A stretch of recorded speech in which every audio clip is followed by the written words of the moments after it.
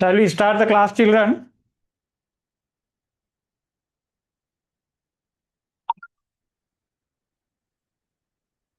Okay, I'm going to start the class. I'm giving you some time as it's the day after the Vesak day. So I'm giving you a little bit of time before starting the class.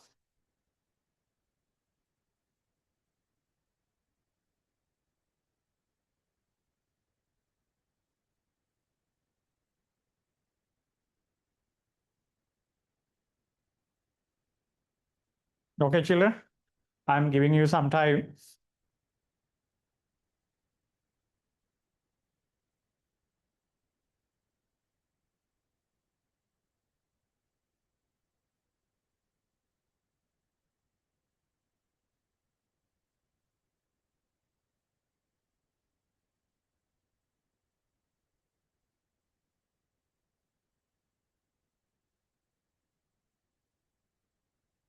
Okay, so it's the second day of our vernier caliper lesson. Read the first day teachings, children. Read the first day teachings. And I'm going to start at 7:45.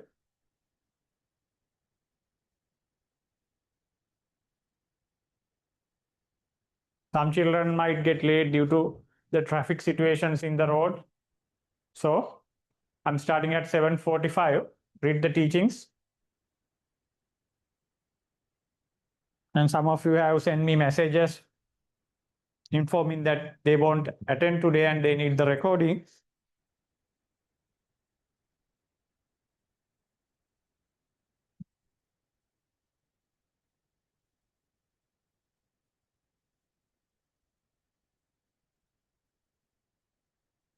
So children, this is the way. If there's a day that you can't attend, you can watch the video, as the video is available throughout the week, throughout the month. I will be not giving a single holiday. I will be not giving a single holiday until your A-level exam. If someone gets a problem, he or she can watch the video throughout the month. So no need to give a holiday in any case. No traffic problems, no weather problems. So I will be not giving a single holiday until your A-level exam. Okay, shall we start then?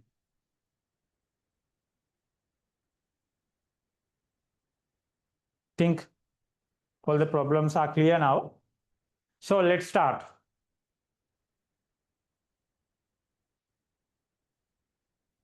So today we are in the second day of our vernier caliper lesson. So today we are in the second day of our vernier caliper lesson. And in the second day, we need to know about the errors that the vernier caliper can face. When we're using a vernier caliper, what are the common errors that we have to face? It's the first topic that we are going to go through. Before that, I'll give you a quick revision about what we are doing. Okay, let's start. So we are in the measuring instruments lesson. In our measuring instruments lesson, the first measuring instrument is the vernier caliper. Using the vernier caliper, we can measure up to a 0.1 millimeter sensitivity.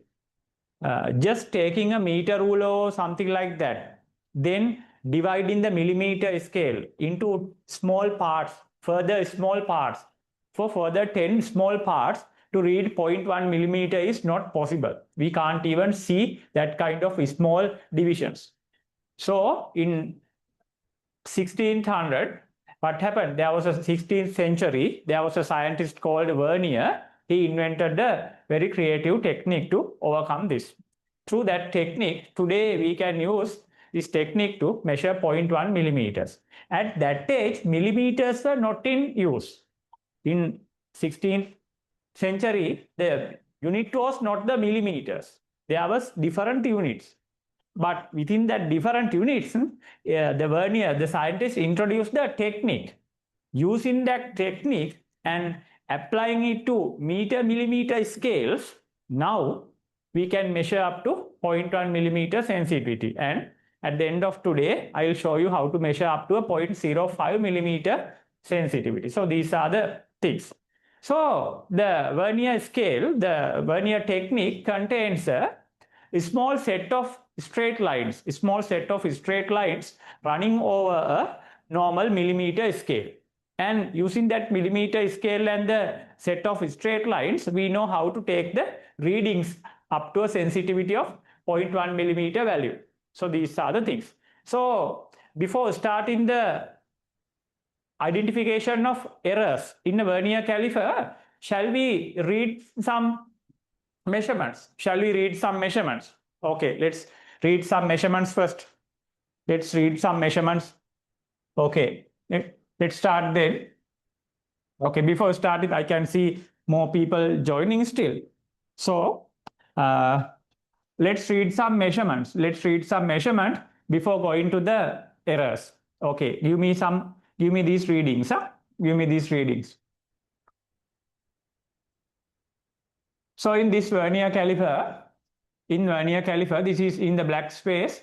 In this black background, this is the main scale, and the vernier scale, the set of straight lines passing over it and all over this image shows us the vernier caliper, the instrument.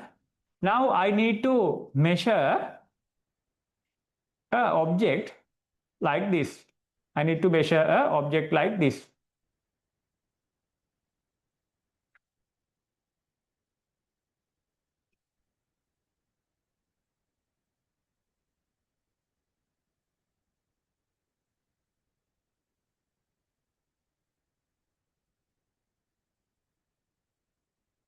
I need to measure an object like this. So what will be what is this measurement? Can you read it? What is this measurement? What is the way to read this kind of a measurement? First, I'm giving you a small revision. First of all, you have to take from the main scale. First of all, you have to take the reading from the main scale. Okay.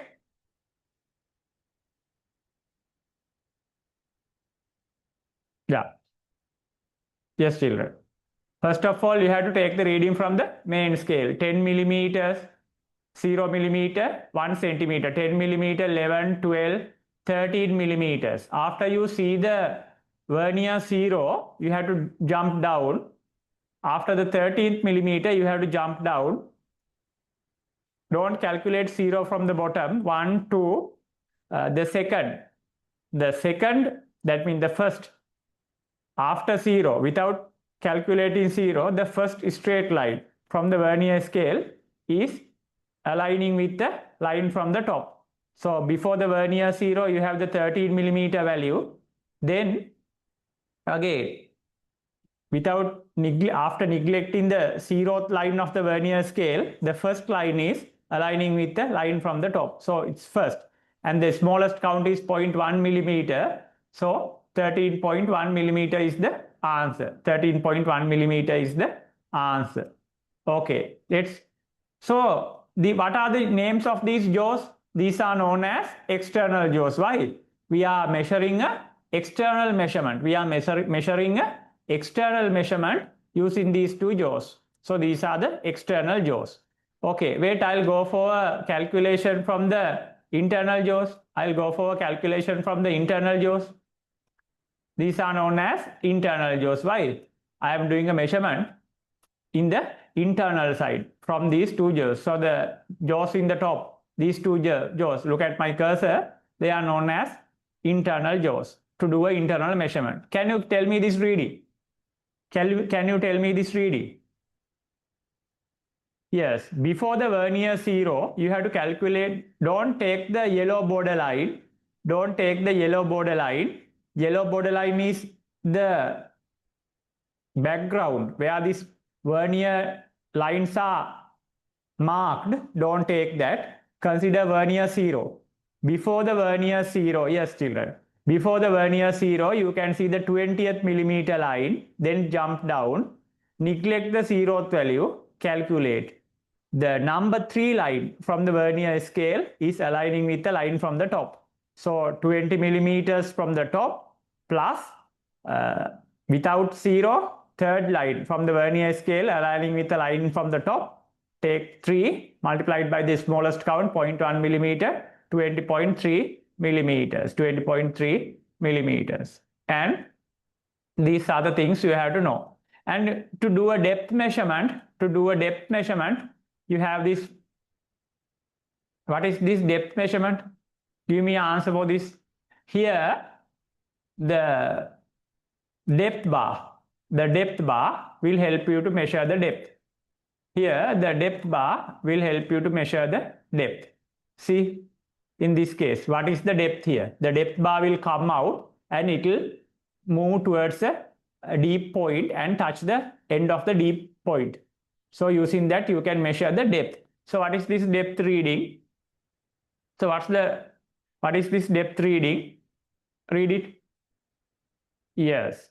Here it's a 5 millimeter mark. It's a 5 millimeter mark before the vernier 0. Before the vernier 0, it's the 5th millimeter from the top.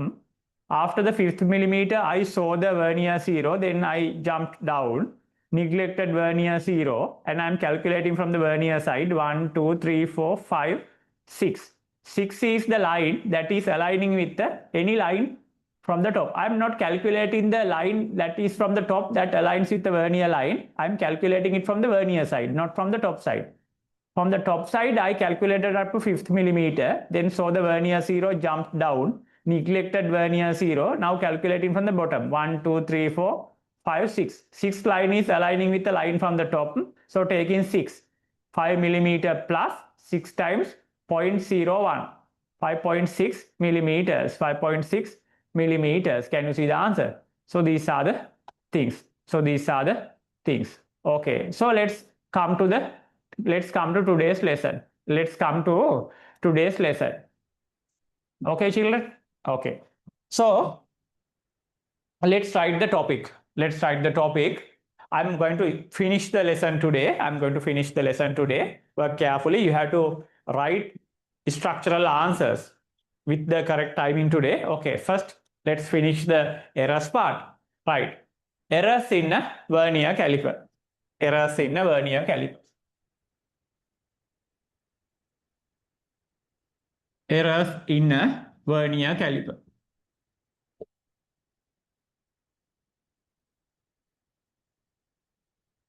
Errors in a vernier caliper.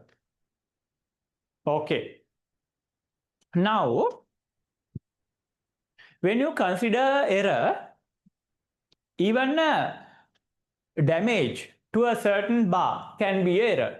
Sometimes the depth bar is bended. It's also error. Sometimes you can't see the reading. The scales you can't see the readings. It's also error. Sometimes the whole vernier caliper is bended. When it fell down, another higher weight was felt upon it and now it's bended. These are also errors. But this is the case. As a A-level student, you are not considering that kind of simple errors. In your A-level syllabus, you have to consider not these bendings, that these scale marks are unclear. These are not the errors that we are looking for. We are looking for kind of very high advanced type of errors. These are known as zero errors. Okay, when we consider errors in a vernier caliper, not just bendings and unclear scale marks, some advanced type of errors. These are known as zero errors. There are two errors, positive zero error, negative zero error. First of all, I will tell you what is a zero error, why it is known as a zero error. In errors in a vernier caliper, we can consider the zero errors. Okay, first write me the sentence. We are considering the zero errors of it. First sentence for you. We are considering the zero errors of it. We are considering the zero errors of it.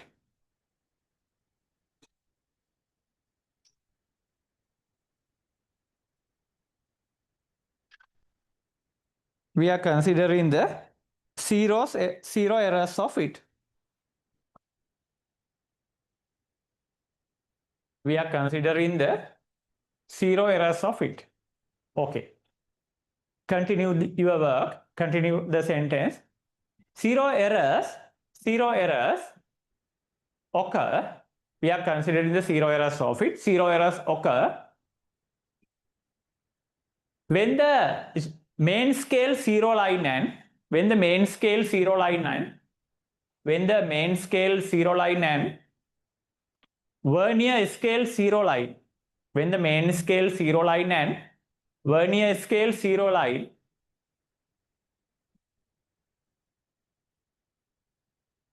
do not align themselves,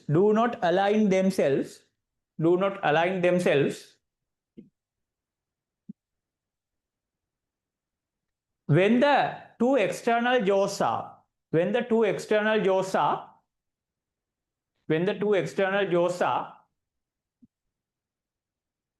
touching each other. When the two external jaws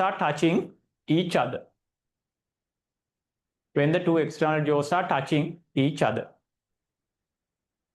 Come, I will show you.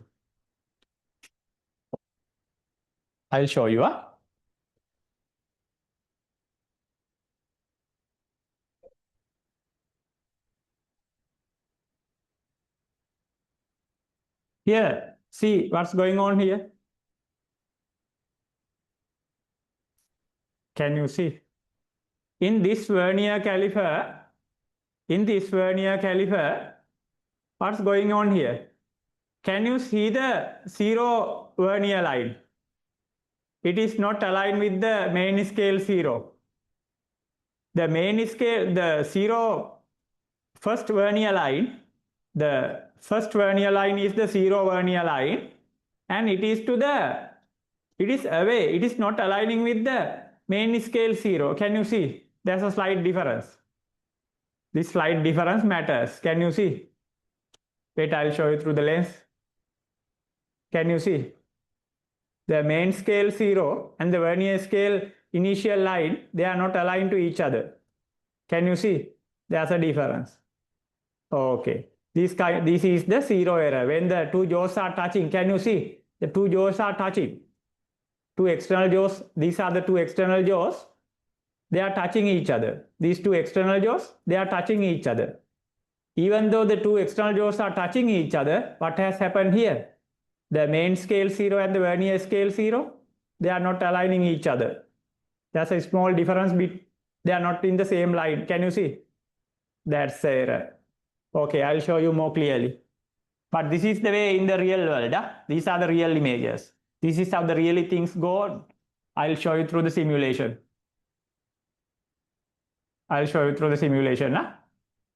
Look at this thing. Now it's clear. What is going on here? Can you see? When the main scale zero and the vernier scale zero are touching each other, wait, I will do this thing. When the main scale zero and the vernier zero are touching each other, what is going on? When the two external jaws, look at my cursor. When these two external jaws are touching each other, main scale zero and the vernier scale zero are not in the same line. Vernier scale zero is left to the main scale zero. It's in the left side with respect to main scale zero. So this is a zero error. Wait, I'll show you another zero error. Now what has happened? When the two external jaws are touching each other, main scale zero, the vernier, let's say from the vernier scale zero is right side from the main scale zero. So they are not aligned to each other. These are known as zero errors. Okay, the first one, we will start from this. Here, this error is known as positive zero error. Why it is known as a positive zero error? So here, this is the main scale zero. Look at the board carefully, the screen sharing. This is the main scale zero. with respect to that, the vernier scale 0 is in the right side. In the right side. When the vernier scale, when the two jaws are touching each other, if the vernier scale 0 is in the right side from the main scale 0, it's the positive side. It's the positive side. It's known as a positive 0 error. Let's start from that.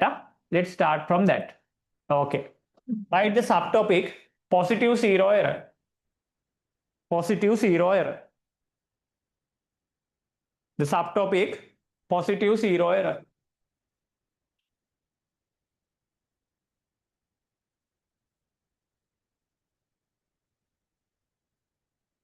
Positive 0 error. I'm happy to see at least there are 18, 19 children here today, even though it's the day after Vesak Day. I'm really happy. Yeah, I'm really happy. Okay, so this is the positive 0 error. This is the positive 0 error.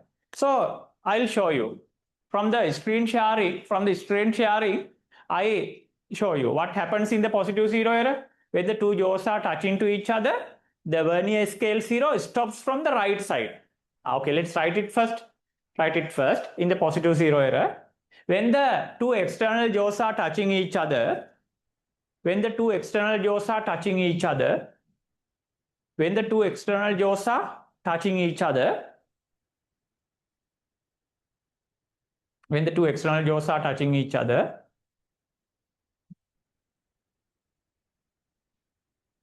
vernier scale 0 seems to be lying in the, when the two external jaws are touching each other, vernier scale 0 seems to be lying in the right side of the main scale 0. Vernier scale 0 seems to be lying in the right side of the main scale 0. Vernier scale 0 is vernier scale 0 seems to be lying in the right side of the main scale 0. Right side of the main scale 0. Okay. Now, can you tell me why this kind of error, how this kind of error can occur? Now we told the positive 0 error.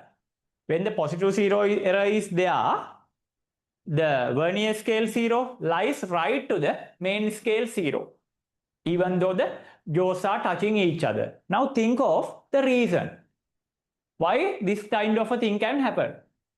What is the reason for this kind of a what is the reason for this kind of an error? What is the reason for this kind of an error? What is the reason for this kind of an error? Can you guess? Okay, there can be a mechanical error. When the vernier caliper falls down, its alignment change.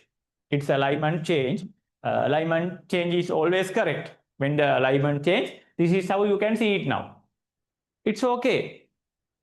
Any additional reasons? Any additional reasons? Any additional reasons?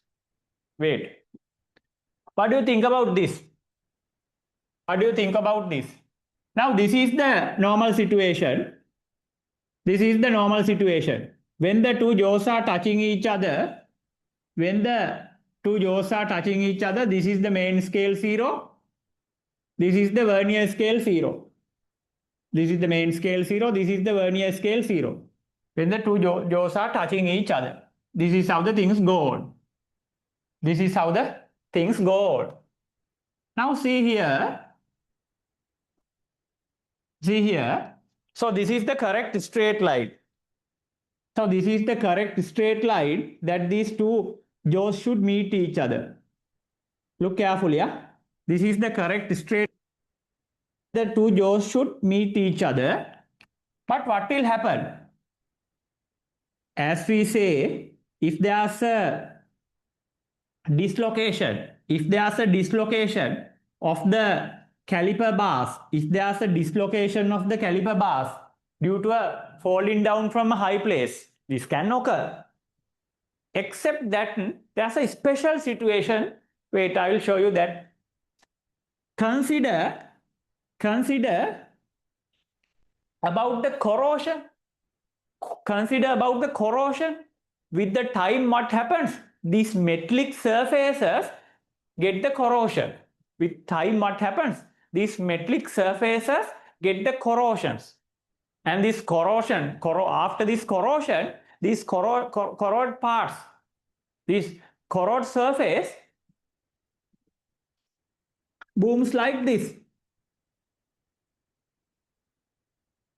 With the time, these metallic surfaces get corroded, the corrosion. Then what happened? With the corrosion, these kind of things occur. Now what happened? Even though we see that the external jaws are touching each other, in between the jaws, these corrode parts are remaining. These corrode parts are remaining. So what happened? Especially in the seaside areas.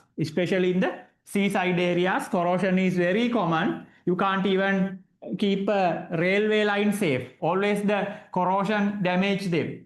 And these bubbles occur. So here also the corrosion can occur, some small bubbles, and these corroded parts will lie between the jaws. So for our naked eye, even though we see that these two jaws are touching each other, in between them these corroded parts are remaining. So what happens? When these corroded parts are remaining, the right side external jaw can't exactly reach the left side jaw, because in between there are corroded parts, bubbles remaining. So what happened? So the vernier scale come closer to the main scale. Vernier 0 come closer to the main scale 0 with all these moving jaw. In the moving jaw, you have the right side external jaw, vernier scale, all these things are moving together. When you push the right side external jaw, vernier scale and the right side external jaw both go away. When you bring back the right side jaw, vernier scale also coming towards the main scale 0. So if there's a corroded part remaining with the left side external jaw, even though from the naked eye we think that the right side external jaw and come and hits the left side external jaw, in between them these corroded parts are remaining.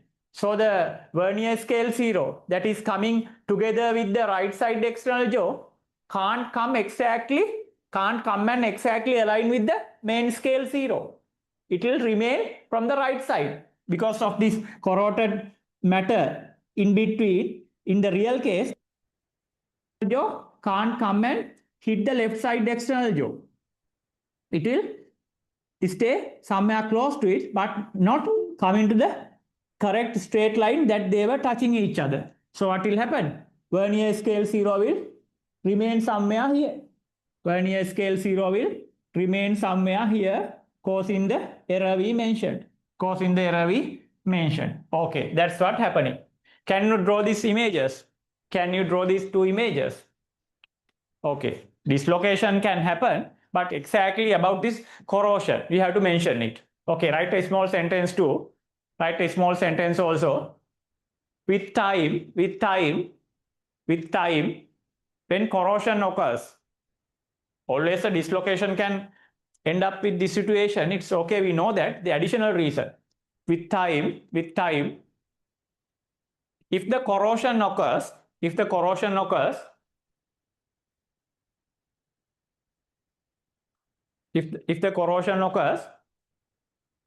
right side external jaw can't come and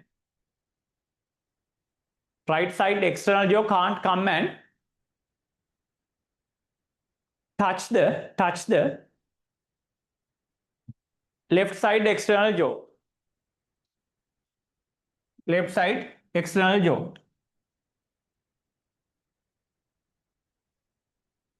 So the vernier scale 0.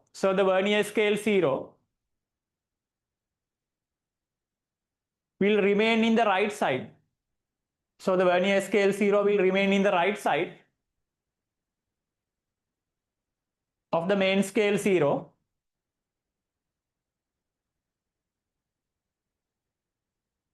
at the point, at the point we see, at the point we see that the two jaws are touching each other.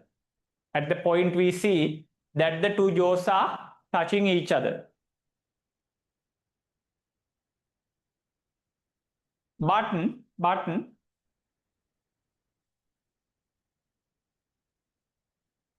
the debris of the corrosion, but the debris of the corrosion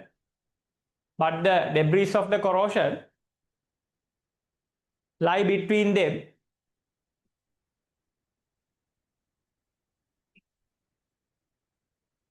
But the debris of the corrosion lie between them. That's enough. Okay, shall we draw these two images?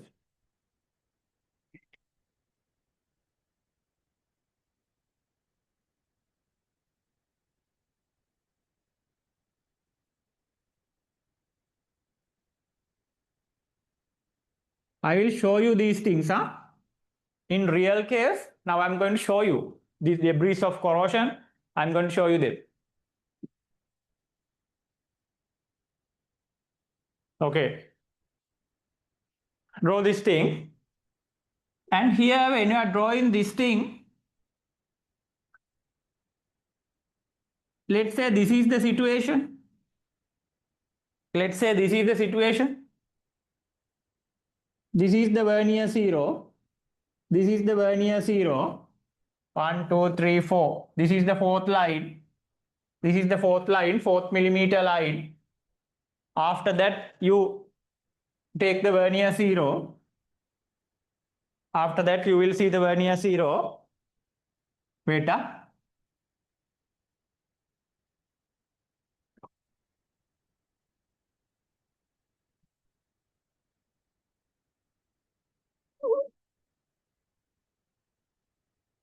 This is the 4th millimeter line.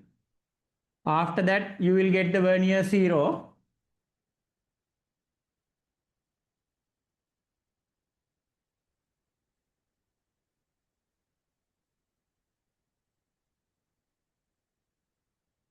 Likewise, these things will go. Okay. Can you take the reading here? Can you take the reading here? Can you take the reading?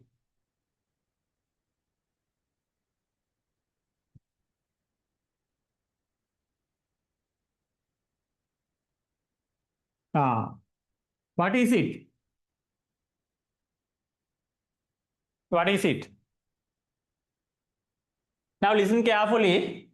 We are studying the zero error for vernier caliper. There are two zero errors. We are not considering the bending errors and all these normal errors that even an O-level student can identify. We are looking, when we say errors of vernier caliper, we are looking to a kind of a complex errors. Two errors. First one is the positive zero. The zero error is the common topic. Zero error means this error occurs, and but as a result of this error, main scale 0 and the vernier scale 0 does not come to the same line when the external jaws are touching each other. That's the error. And it categorized into two parts. First is the positive 0 error. When the external jaws seems to be touching each other, vernier scale 0 stay right side from the main scale 0 when the positive 0 error is ongoing. Okay? This can be due to a dislocation of jaws. It's always possible. If it falls down from a high place and a higher mass fell down on it, it will bend and dislocate these jaws, and this kind of error can occur. We all know that. It's also accepted. But there's a special situation. These metals get corroded, and this corroded debris can remain between the jaws. In our naked eye, we will think that these debris are not there, because if we can see the debris, we will remove them. But there can be debris remaining in between the jaws that is not visible to our naked eye. So they will remain, and even though from our naked eye, we will think that these two jaws are touching each other. But what will happen? If exactly the jaws are touching each other, main scale 0 and vernier scale 0 will come to the same line. But if the debris are remaining between them, we can't push the right external jaw to touch the left external jaw. The debris are in between them. So when the right external jaw moves, the vernier scale is also moving. So the vernier scale can't move to align its zero with the main scale zero because the remaining debris part between the jaws is not letting the right side jaw to move further. So what will happen? You will see when this error occurs, main vernier scale 0 lies right side to the main scale 0, even though we see that the jaws are touching each other. Jaws are also not touching each other. Debris are there, but it is not visible to the naked eye. We will get a false idea that the jaws are touching each other, but the main scale vernier scale 0 is staying right side of the main scale 0. So this is the positive 0 error. Main scale 0 is remaining in the right side of the vernier scale 0 is remaining right side of the main scale 0. Okay. So what is the reading here? Shall I write the reading? From the main scale 0, 1, 2, 3, 4. 4 millimeters. From the main scale it's 4 millimeters. Then I see the vernier 0. I jumped down. Neglected the vernier 0. I'm calculating 1, 2, 1, 2, 3. Third line is getting aligned with the line from the top. So it's 3 into 0.1 millimeter. So 4.3 millimeters is the reading. I'm telling you this reading is the error. What is this reading? This reading is there and this reading is standing for the width of this corroded debris remaining. What is this reading? This reading reads the width of this corroded debris. This reading stands for the width of the corroded, the debris due to the corrosion. This reading stands for the debris due to the width of the debris due to the corrosion. This reading stands for the width of the debris remaining between the jaws due to the corrosion. So this reading is the error. So this is the error. So this is the error. Note down there. So this is the error. And what will happen next? In an instrument like this, now assume, so these are corroded debris. So these are the corroded debris that are lying on the jaw. So you can't see them clearly from your naked eye. So you don't know. What you can see is they are touching each other with respect to your naked eye. You think that they are touching each other and you want the main scale and vernier scale 0 to be aligned. But you see the main vernier scale 0 is lying right side to the main scale 0 without aligning each other. These debris are doing the problem. They are in between them. So their width is red. Their width is red here. So it's not the main scales.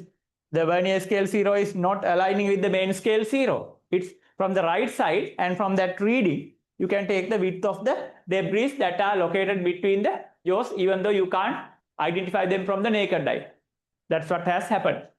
And in this kind of a case, if you go to measure a width of a ball, say you are measuring a width of a small tube. If you are measuring a width of a small tube, what will happen? This is the main scale 0. This is the main scale 0. 1, 2, 3, 4, 5, 6, 7. And what happened? This is the vernier scale. This is the vernier scale 0. This is the vernier scale 0. First line, second line, third line, fourth line, fifth line. Fifth line is getting aligned with the line from the top. And let's say this is the reading here. Can you draw? You have to. Okay. Let's take this reading. This is our capital A step. And this stands for the correct situation. Correct situation. And this is our capital B diagram. This shows us the error. And it is the positive 0 error. Complete the diagram. It's the positive 0 error. And here, and here a reading. Part C, a reading. Part C, a reading. You are complete the diagram. You are taking a reading from this kind of a instrument. You are taking a reading from this kind of a instrument. You are going to measure a width of a tube. You are going to measure width of a tube. This is the way you align, this is the way you place the tube in between the jaws. But even though you don't know, these remaining debris of the corrosion are lying here. These are the debris of the corrosion.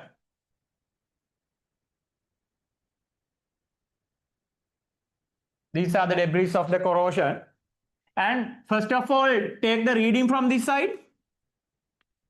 This is the main scale. From the main scale, 0 millimeter, 1 millimeter, 2 millimeter, 3 millimeter, 4 millimeter, 5 millimeter, 6 millimeter. 6 millimeter. Before the vernier scale 0, you can see the 6th millimeter mark. Before the vernier scale 0, you can see the 6th millimeter mark. Write it, 6 millimeters.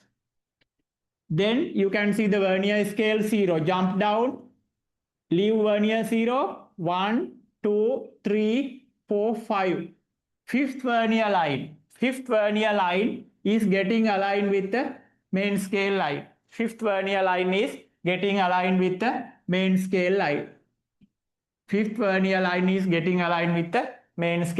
See here, the fifth vernier line is getting aligned with the main scale line. So it's 5 into 0.1 millimeters. So the reading is 6.5, 6 plus 5 into 0.1, 6.5 millimeters. So this is the reading. But what is the correct diameter?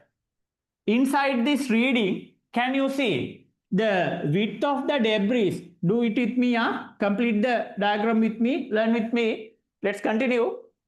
Can you see here the width of the debris due to the corrosion and the ball, both of them are lying within the jaws. So the width that is being read, is 6.5. Can you see? The corroded debris, the width of that debris plus the diameter of the ball, both are being read. The debris plus the ball is the gap between the jaws. What the instrument reads? Instrument reads the gap between the jaws. So the reading will be the width of the debris plus the diameter of the ball. 6.5 is the width of the debris plus the diameter of the ball. But at the first situation, in the correct situation, when the two jaws are touching each other, 0 should align. But when the debris are remaining between, the right external jaw can't reach the left external jaw. In between them, there are these debris. So the right external jaw will just touch the end surface of the debris and it will stay there, and the width of the debris is seen as a reading from here, because the reading gives us the gap between the jaws. In the gap between the jaws, that the debris is lying and the width of the debris is being read. It's 4.3 millimeters. So for the debris, it takes a 4.3 millimeter value, and for the reading, it's a 6.5. So what is this? For the debris, it's a 4.3 millimeter distance. It's a 4.3 millimeter distance. Okay. For this complete width, it's a 6.5 millimeter distance. So what is the correct reading?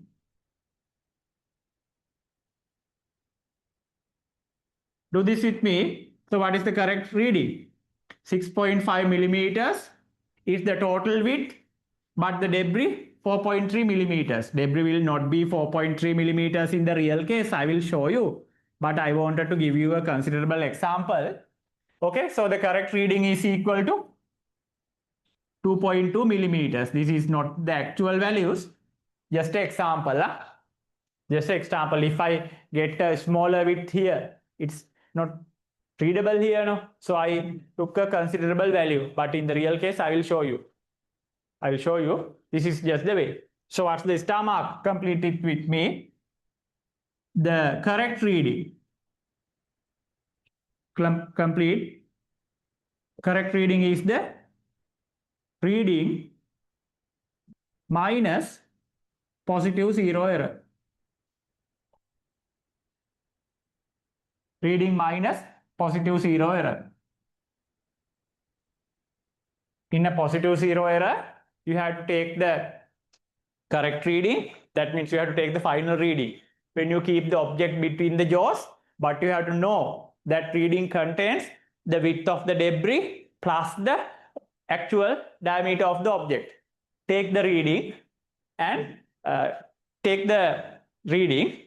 before that, initially, you have to give a try to align the main scale 0 and the vernier scale 0 when the jaws are touching each other. If it does not happen, it means there's an error. And if you see that the vernier scale 0 is lying right side to the main scale 0, so it's the positive 0 error. It might be due to a dislocation of the arms, or it might be due to the corrosion. In the both cases, the things end up like this, and it's important to explain it through the corrosion.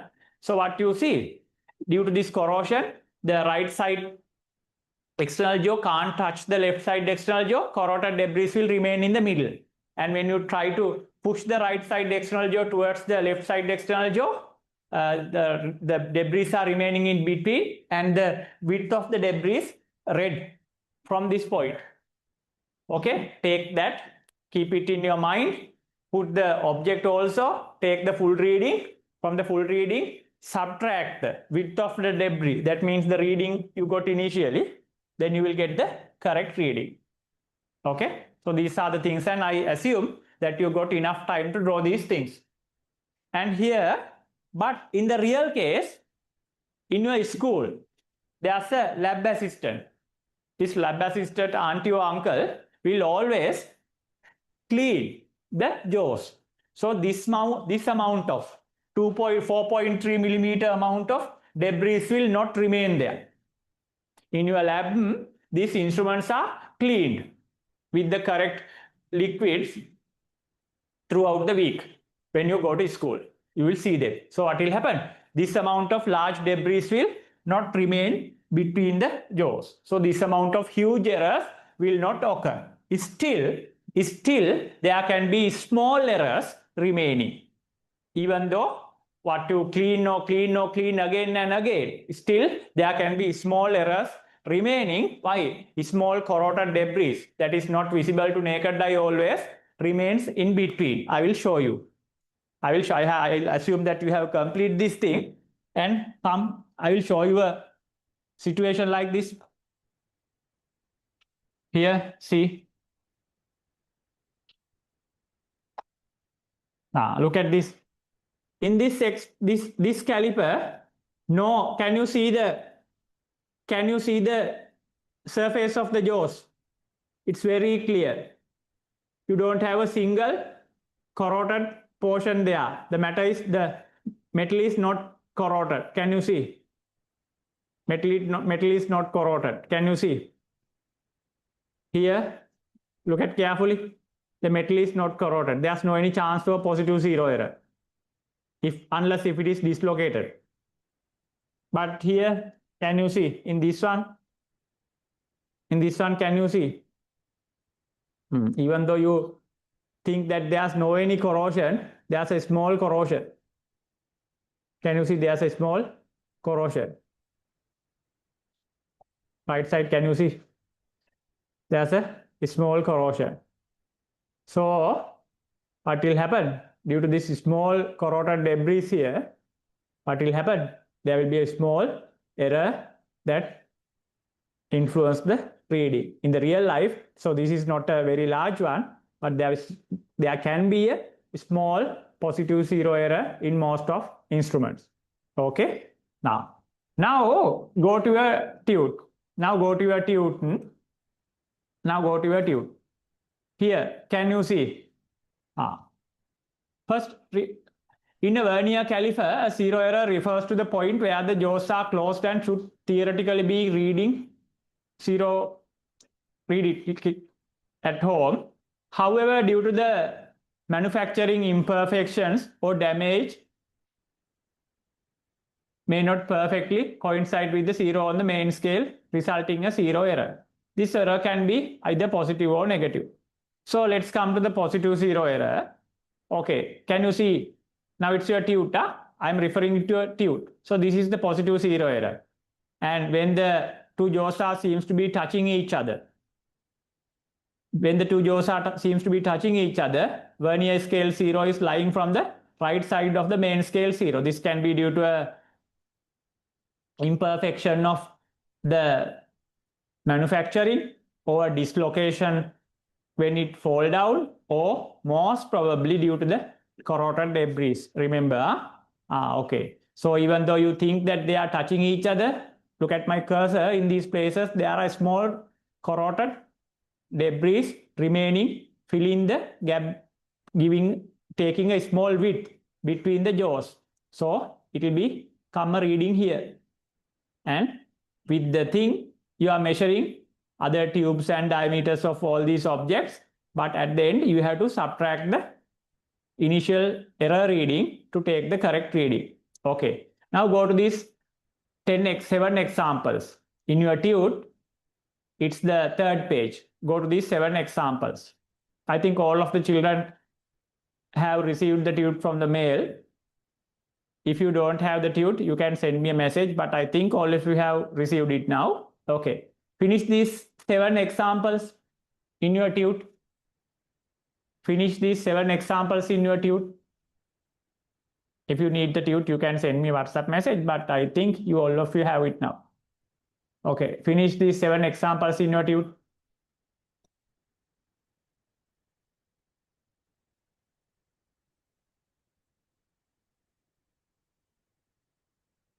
While you are continuing that 7 examples, it's my duty to explain this thing again.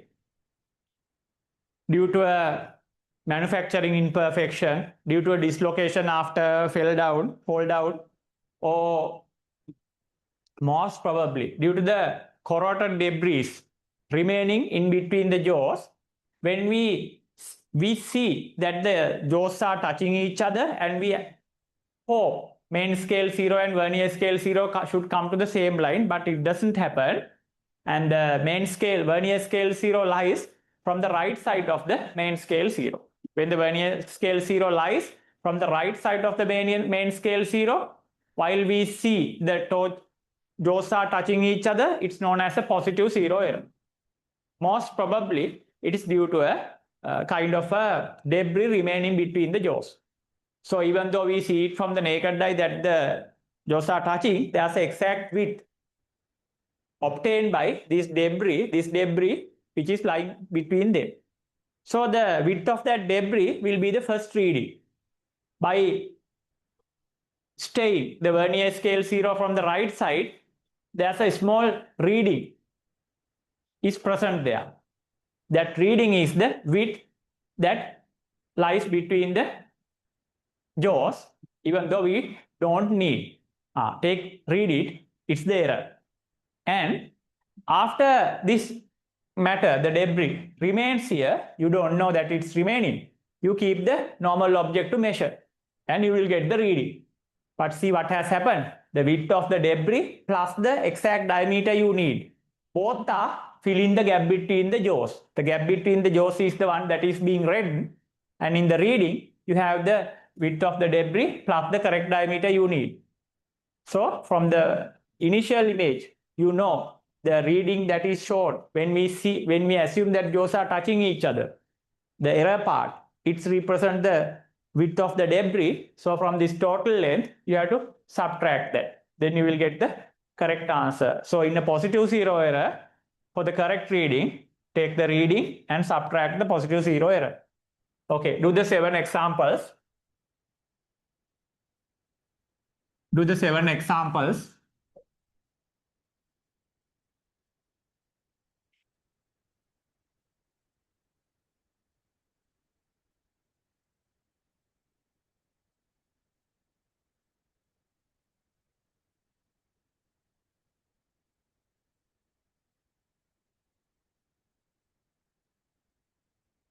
Okay.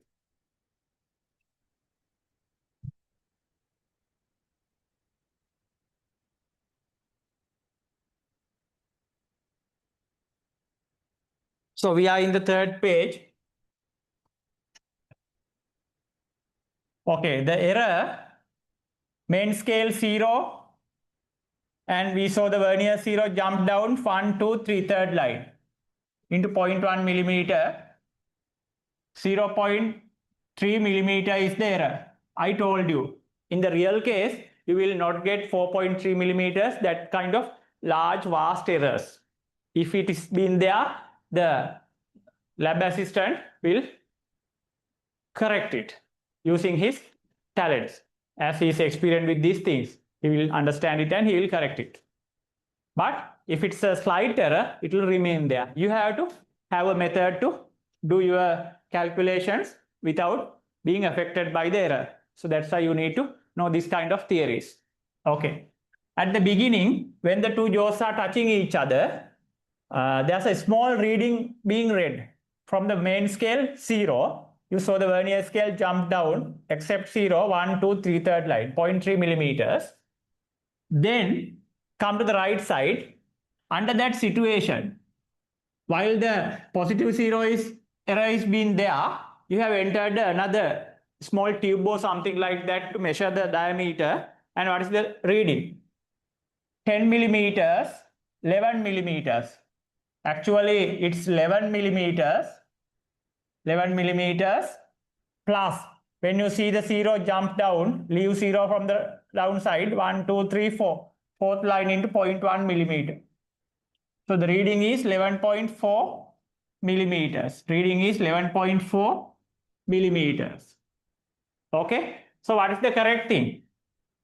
Look at the diagram. Look at the note we build. You will see when in the reading, it contains the width of the debris plus the object that you inserted. So from that, you have to subtract the width of the debris. Okay. So 11.4 millimeter minus 0.3 millimeter. So the correct reading is 11.1 millimeter. Correct reading is 11.1 millimeter. Continue your work. Finish all the 7. When the external jaws seems to be touching, the main scale 0 and the vernier scale 0 should come align with each other. But due to a imperfection of the manufacturing process or due to a dislocation or most probably due to a debris remaining between the jaws occurred from corrosion, will show you, if it's showing you the main scales, the vernier scale 0 in the right side of main scale 0. So take that reading. It's from the main scale, it's 0. You saw the vernier scale jump down, leave 0, 1, 2, 3, 4, 5, 6, 7th line into 0.1 millimeter. That error is 0.7 from 0 plus 0.7. 0.7 millimeters. Keep it with you. Then insert the object that you need to measure. Take the reading. 32 millimeters. 32 millimeters. So the 0 jump down, 1, 2. 2 is the line that is getting aligned with the top side line into 0.1 millimeter. 32.2 millimeter is the answer. 32.2 is the answer. Then from 32.2, you know, you can go to your note. See, width of the debris plus the diameter of the object is the answer you get. Subtract the initial reading, the error, 0.7. So 31.5 millimeter will be the correct answer of the object that you needed to measure. complete all the 7. I'm doing the third one also. I'm doing the third one also. In the third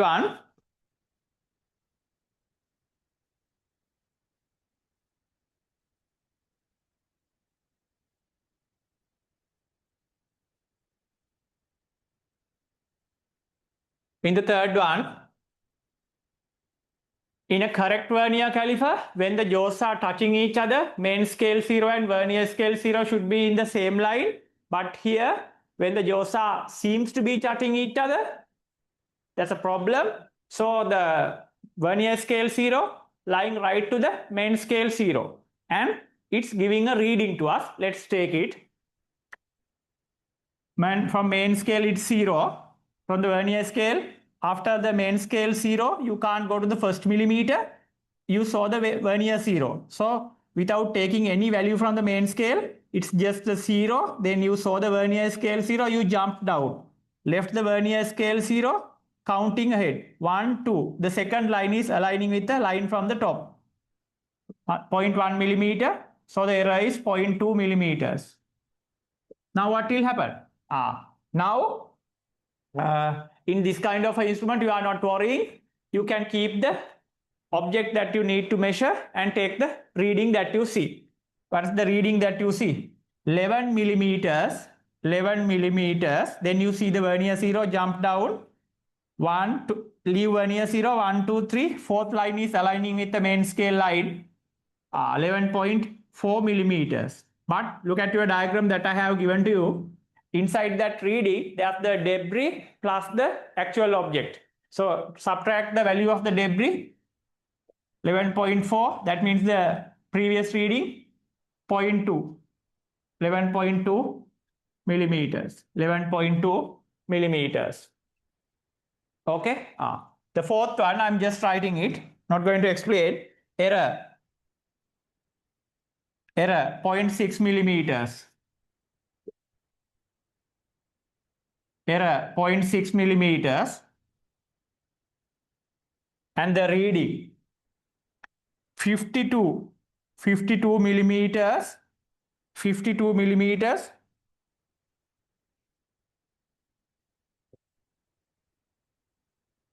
52.2 millimeters, and the correct answer for the object's width 52.2 minus 0.6, 51.6 millimeters. Next one also, fifth one, error 0.2 millimeters, error 0.2 millimeters, reading 80.7 millimeters, correct reading 80.5 millimeters. 80.5 millimeters. Okay.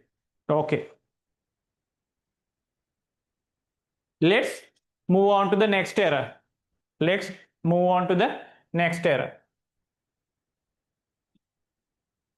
Okay. Write the subtopic negative 0 error. Write the subtopic negative 0 error. Write the subtopic negative 0 error.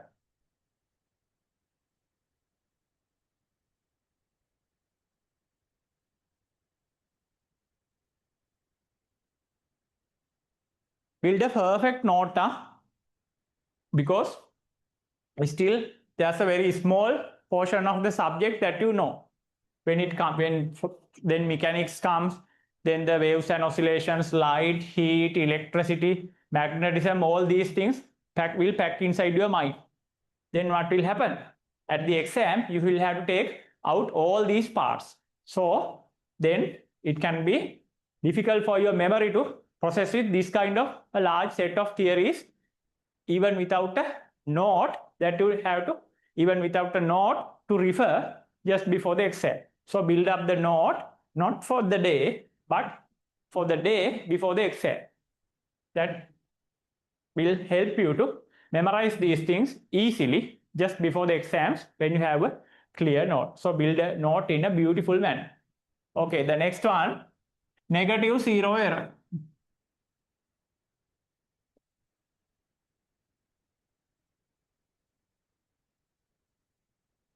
Negative zero error.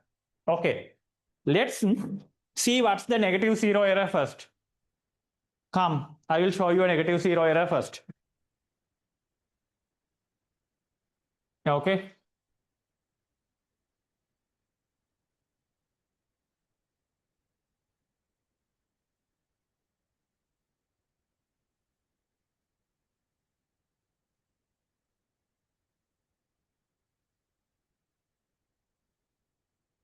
Okay, I'm coming to the negative zero error. Ah.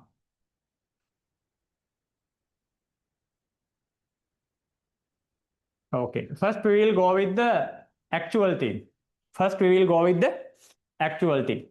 Come. The exact case, the practical case. This is the practical situation. Can you see? When the jaws are touching each other, main scale, the vernier scale first initial line, vernier scale 0 is to the left side of the main scale 0.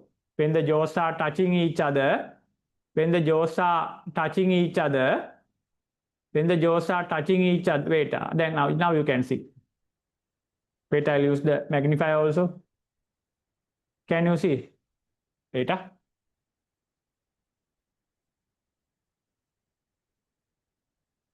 see clearly?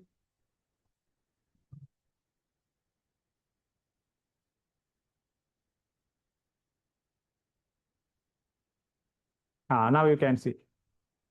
When the jaws are touching each other, the initial line of the main scale, initial line of the vernier scale lies to the left side of the main scale 0. We'll give some time for the camera to auto zoom. Wait, we'll give some time for the camera to auto zoom without disturbing it. Now you will see. Can you see? The main scale, the vernier scale 0 moves further, and at the end it lies to the left side of the main scale 0. It passes the vernier main scale 0. The vernier scale 0 passes the main scale 0 and it moves further left.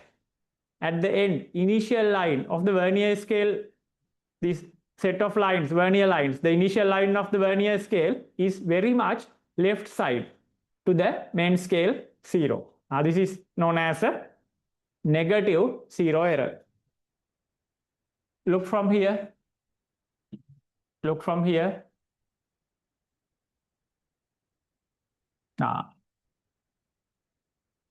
Take this case. Take this example. What's going on here? Can you see? When the jaws seems to be touching each other, vernier scale 0. The first line of the vernier scale is lying to the left of main scale 0. It's very clear now. Vernier scale 0 is lying left to the main scale 0 when the jaws seems to be touching each other. It's known as a negative zero error. Okay, let's write it. Let's write it. When the jaws seems to be touching each other, when the jaws seems to be touching each other, when the jaws seems to be touching each other, vernier scale 0 lies from the left of main scale 0. When the jaws seems to be touching each other, vernier scale 0 lies from the left of main scale 0. Vernier scale 0 lies left from the main scale 0.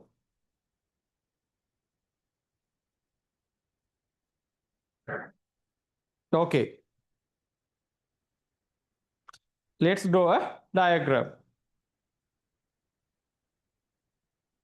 Let's draw a diagram. So this is the first case. If it is a correct instrument, when the two jaws are touching each other.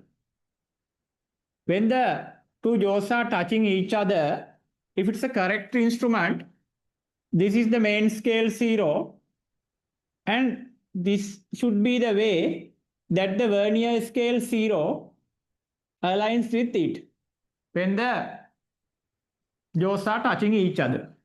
It should be the correct method. It should be the correct method in a correct instrument. Okay, continue with me. Start drawing capital A. Start drawing correct instrument. Let's build up the node. This is how the things should happen in a correct instrument. And show that straight line, show that correct straight line, show that correct hypothetical straight line. Show that correct hypothetical straight line. And now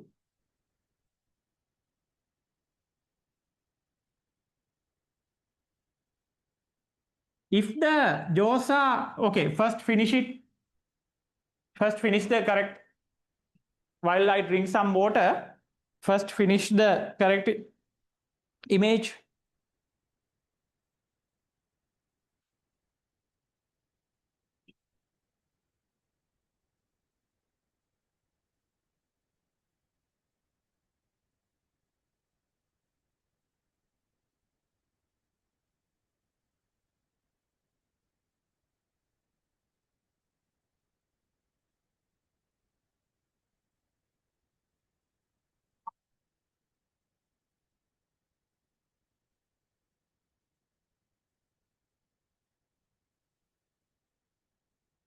Okay. Okay. Now, if the, listen carefully, yeah? If the left and right side jaws are touching each other correctly, if the left and right side jaws are touching each other correctly, then as shown in the correct diagram, main scale 0 and the vernier scale 0 should align. But with time, see, each and every day, see, yeah, each and every day, these two jaws touches each other. Can you hear the sound? Each and every day, these jaws touch each other hardly. When the experiments are going on, these two jaws touch each other each and every day. And when the two metals are touching each other 1,000 and 1,000 times throughout the years in your lab, what will happen? The metals will wear and tear. Metals will wear and tear. Shade off. Wear and tear. The word is wear and tear. Okay? Okay. The metal will wear and tear. And what will happen? Due to the wear and tear, these jaws are touching each other 1,000 times.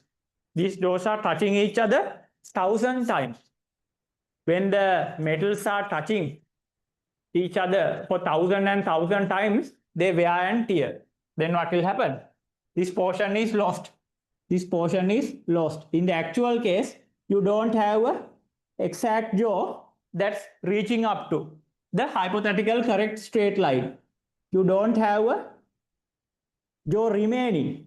You don't have a jaw remaining that will come to the hypothetical correct straight line. It's teared off. It's teared off. The wear and tear. It's teared off due to the collision each and every day. So what will happen? When the right side jaw come to meet the left side jaw, at the moment where the right side jaw come to meet the left side jaw, the main scale 0 and the vernier scale 0 are still in the line. When the right side jaw come to meet the left side jaw, when it's lying in the correct hypothetical straight line where they were mean to be met, the zeros are also aligning. But due to the wear and tear, now there's no any matter that come closer to the correct hypothetical straight line from the left side jaw. It's weared off, it's teared off. So what will happen? To meet it, to meet the remaining line, to meet the remaining end surface, what happens? The right side jaw has to move further.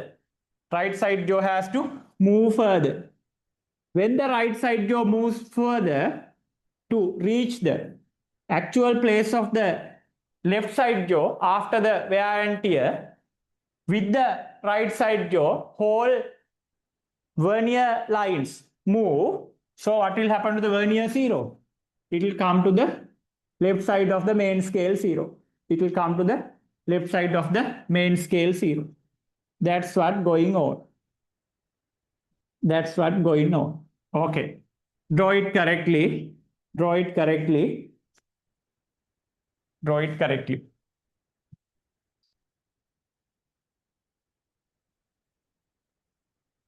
While you are drawing, I'm telling it again and again for you to listen while you are finishing the diagram. If the instrument is correct, when the two jaws are touching each other, main and vernier scale zeros should get aligned. And there's a hypothetical straight line that I have shown you from the blue color, that these two jaws are exactly touching each other. But when you using the caliper for 1,000 times inside the lab, when two surfaces are always touching each other, the wear and tear occurs in a metal, and the solid parts of the left side jaw will tear off, will shade off, and there's no matter that comes closer to the correct straight line. So when the right side jaw reaches the exact hypothetical correct line where it should meet the left side jaw, still the zeros will get aligned. But to meet the left side jaw, the right side jaw has to move further because it's teared off. So it has to move further to meet the remaining surface of the left side jaw. When it moves further, it carries the whole vernier scale with it. So the vernier 0 will move to the left side of the main scale 0. And there will be occur in the position where you see the zeros. It's the negative 0 error as the vernier scale 0 moves left from the main scale 0. Okay. Now write a small sentence there.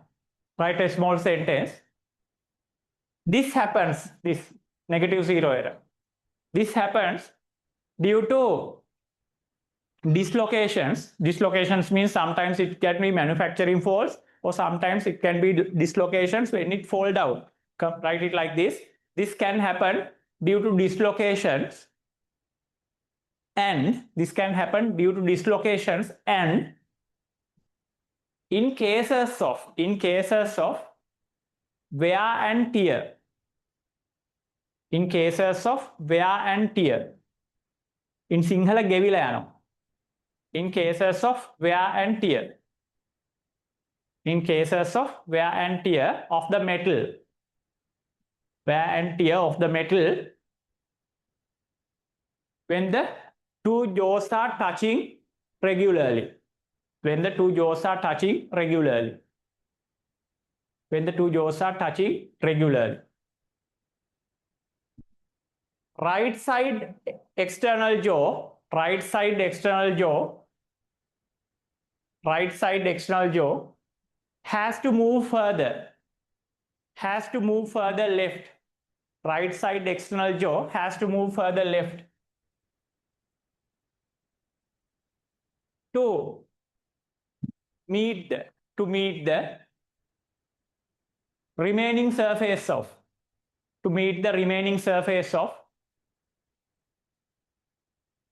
left side external jaw, left side external jaw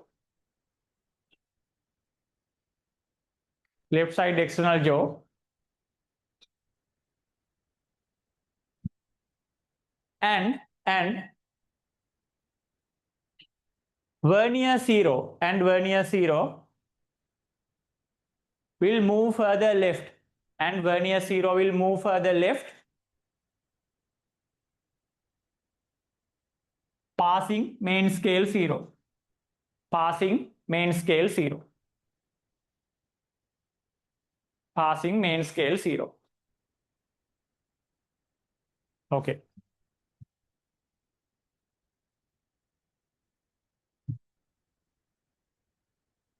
Work with me, yeah? Work with me. You are filling the diagrams and you are working with me.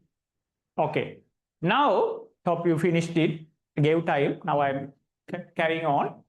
Now, in this kind of a case, first I will give you the equation to calculate the error. First, I will give you the equation to calculate the error. I'll explain it.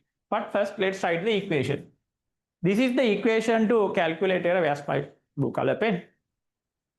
This is the equation to calculate the error. Error in let's write it as negative zero error. When the two jaws seems to be touching each other, if the vernier zero is in the left side of main scale zero, it's a negative zero error. So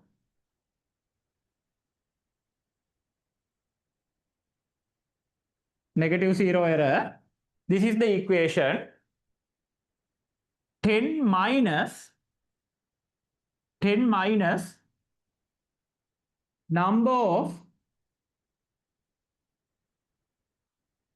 vernier line that coincide the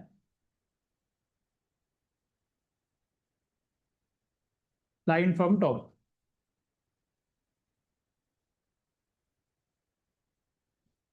Into 0.1 millimeter. Shall we finish it first? Negative zero is 10 minus number of the vernier line that coincide the line from the top into 0.1 millimeter. I'll explain it. First write it. In this negative zero error case, there's a different method. There's a different method to calculate the error. There's a different method to calculate the error. In that case, you have to use this equation 10 minus number of the straight line from the vernier side that comes to the line with the main scale line into 0.1 millimeter. Just write it. I'm going to explain it further.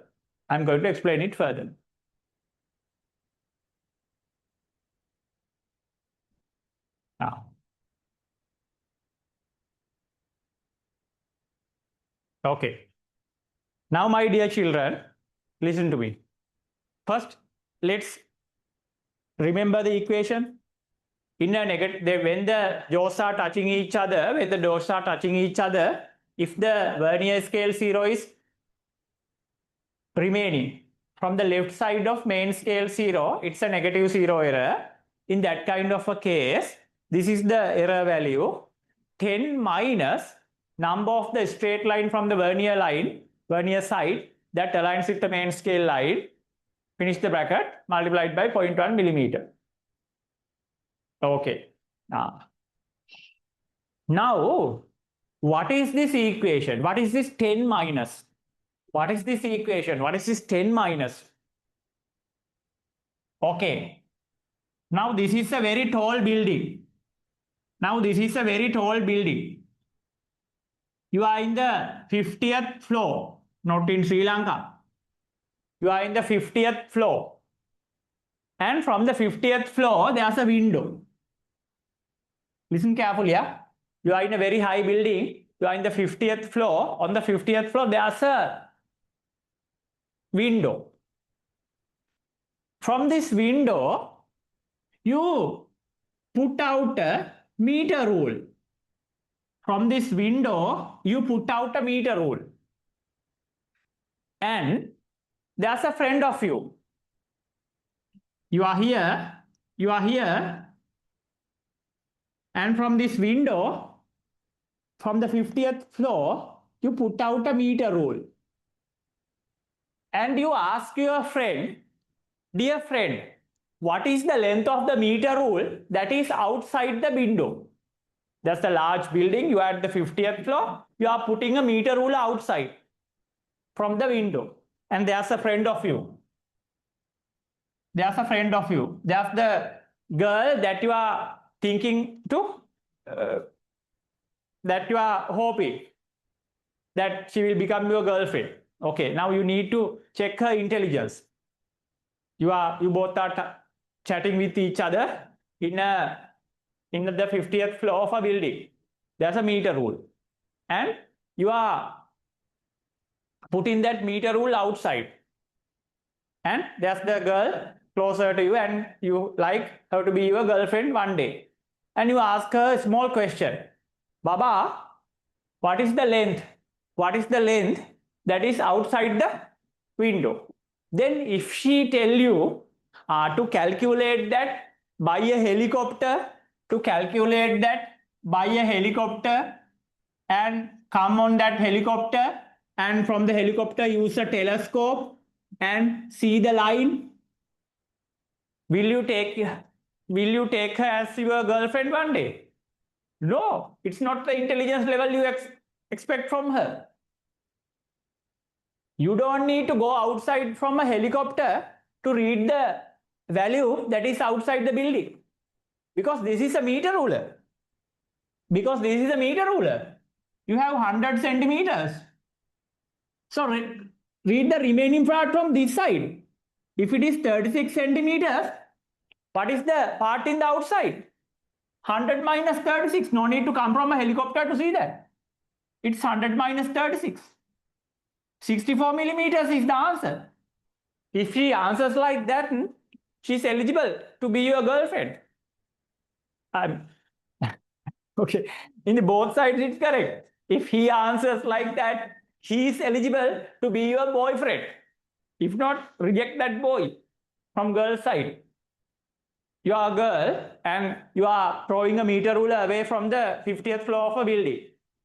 And you ask him, Baba, what is the length of the meter ruler that is away from the window? And he says, to find that, let's buy a helicopter and come from the outside, and let's calculate it from outside the window using a telescope from the helicopter. What nonsense! This is a meter ruler. So you have 100 centimeters at the full length. You know that. So if you take the length remaining in this side, subtract it from the 100, then you will get the size of the meter ruler that went out. That's what's happening here. 10 minus. What is 10? The number of complete parts. What is 10? 100 centimeters. The number of complete parts in the vernier scale. 10 minus the remaining side from this will give you the reading that you need from the other side. That's what happened. Now you got it. What is 10? Related to meter ruler's 100 centimeter full length. 10 is the full number of parts in the vernier scale. 10 minus, you can't calculate from the other side. It's outside the window. It's from the other side. You can't calculate from the other side. You don't have lines there. You have to take the calculation from inside the building, from this side. But don't take it as the answer. Subtract it from 10, from the full set of parts, from the full vernier parts. Subtract the part you see in this side. Then you will get the answer for the amount that is moving to other side. This example. That's what happened. Okay, so what is this 10? Full, complete it with me. Full number of vernier parts. When while filling the note, listen to me. When the vernier scale 0 move further to the left, in that side there's no reference. It's outside the building. It's air. To take a reference, you should have lines from the main scale 0. But now the vernier scale 0 is moving further than the main scale 0. To refer from that side, you don't have lines on the top. The vernier scale 0 is passing the main scale 0 to the left. To catch it from outside, you don't have the lines from the top in the main scale. It's empty. So what can you do? Take the full length of the vernier, 10 parts, calculate the aligning number from this side, subtract it from 10, then you will get the answer from the other side. When there's a meter ruler, that part is thrown outside from a building, don't go from a helicopter to calculate the length of that part. As you know, the complete length is 100. Calculate the length from the part that is inside the building, subtract it, you will get the length of the part that is outside the building. That's what happened. Okay, full number of vernier parts, then subtract the number of vernier line that coincide from the top, multiplied by 0.1 as usual. So shall we practice it? Shall we practice it? Okay, let's practice it. Okay, come here, calculate this error.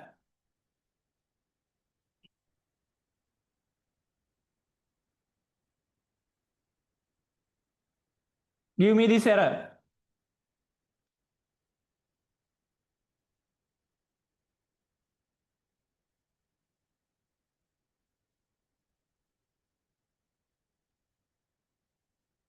Give me this error.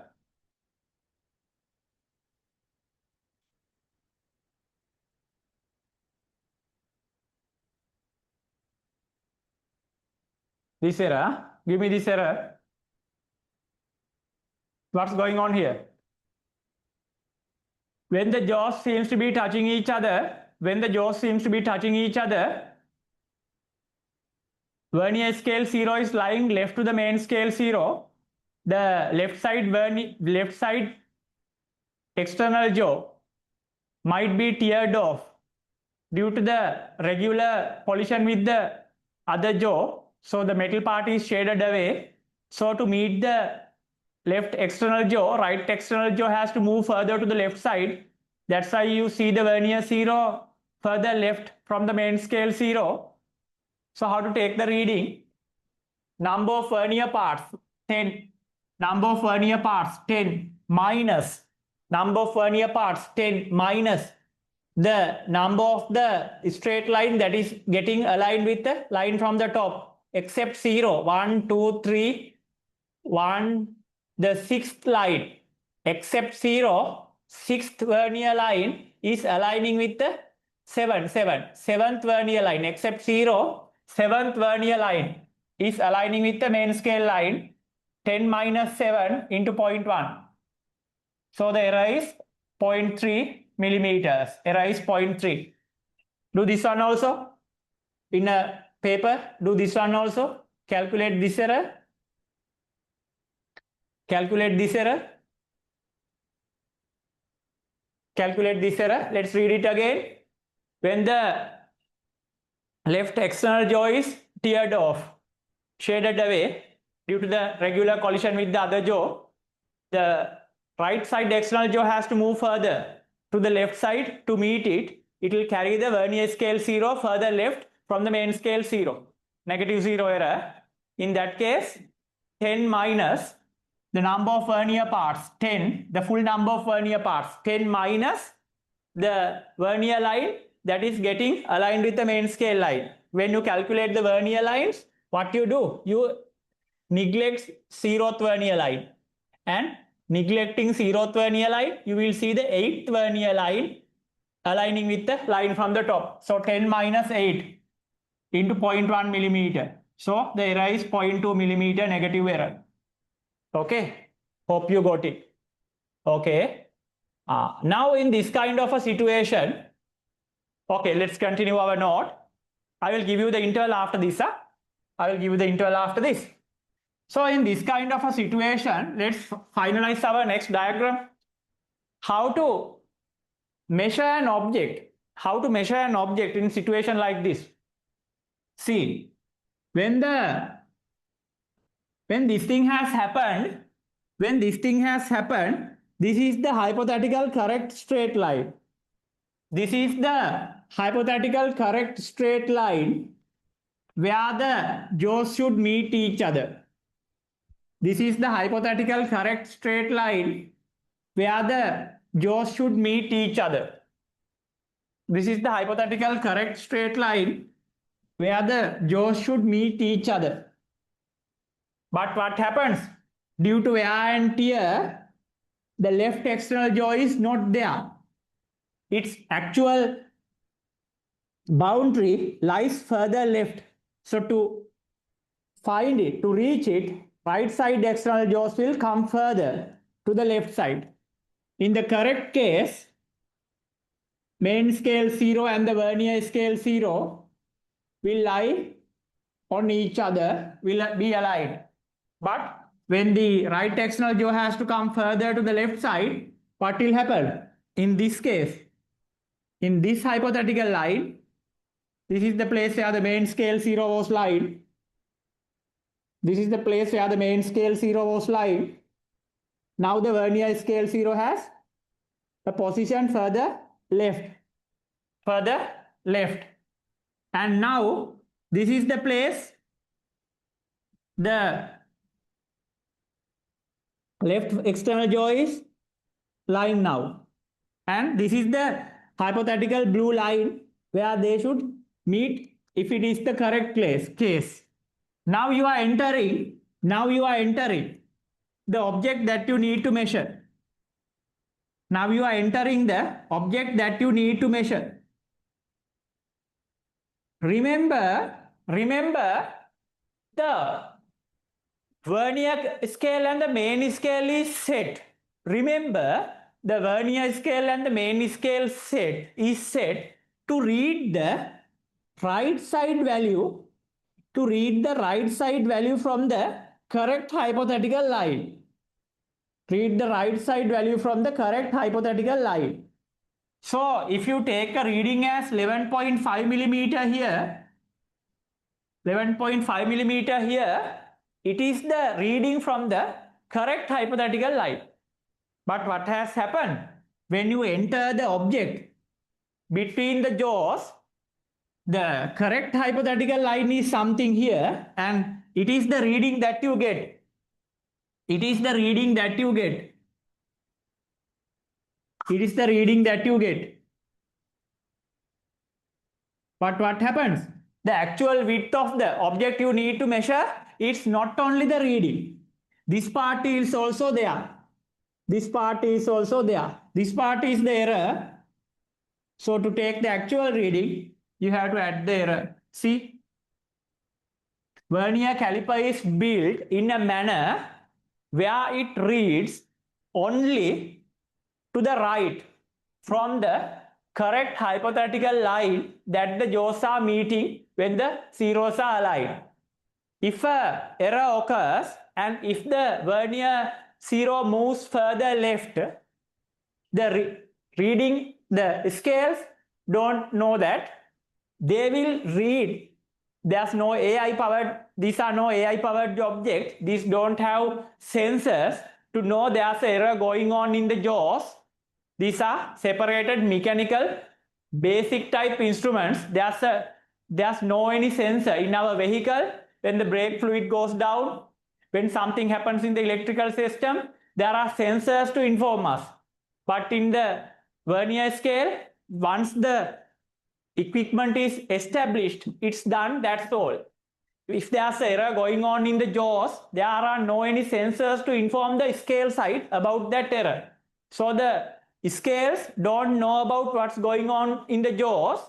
So what happened? It is calibrated in a manner to read from the correct line that these two jaws are ought to be met.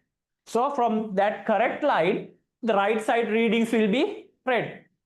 But when you enter the object, this wear and tear will open a new gap, and the object that you enter, a part of the object that you enter will take place in that gap, and that part is the error, and it is not inside the reading. Reading gives us the value from this correct hypothetical line to the right side. So you have to add the error to the reading to get the final answer. Reading plus the error will be the correct answer. Okay, write a small sentence.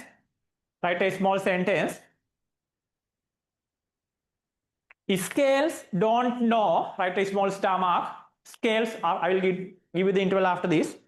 Scales don't know scales don't know that there's a wear and tear occurred in the jaws.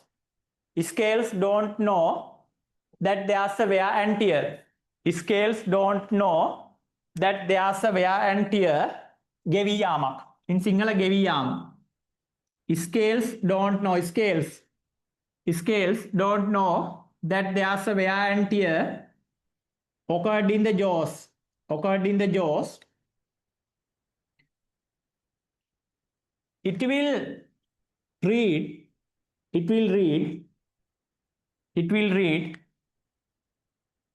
from the it will read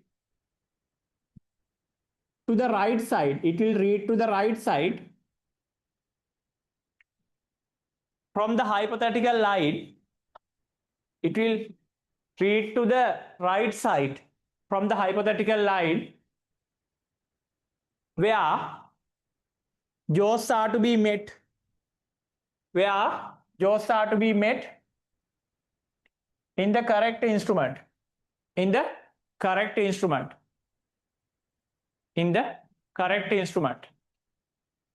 It will read to the right side from the jaws are to be met in the correct instrument.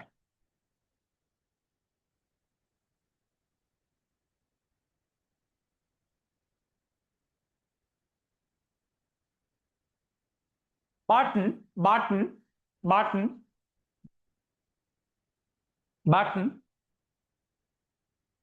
Wear and tear has opened a new gap.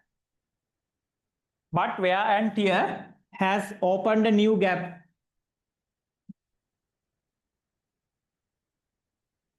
Within brackets the error value. Within brackets the error value. Within brackets the error value. Within brackets the error value. To the left. Close the bracket. Within brackets the error value. But wear and tear has opened a new gap. But wear and tear has opened a new gap. Within brackets error value. To the left side. To the left side from the correct hypothetical line.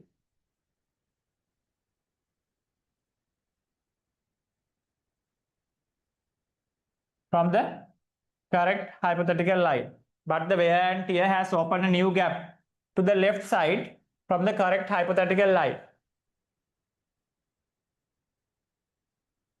Part of the object will lie in that gap too. Part of the object will lie in that gap too. Part of the object that you are going to measure will lie in that gap too.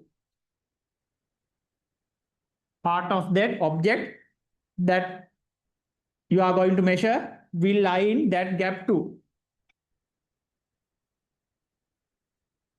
So add the error to the reading. So add the error to the reading. So add the error to the reading.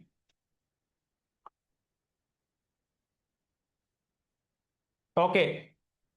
Build the note. Build the note. Do it properly, huh?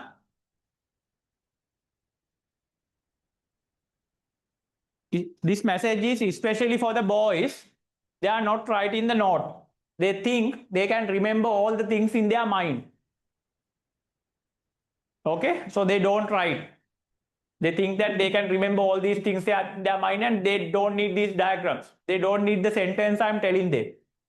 Now they are okay. They got understood. They understood the lesson and they are happy and they are waiting without building the diagram.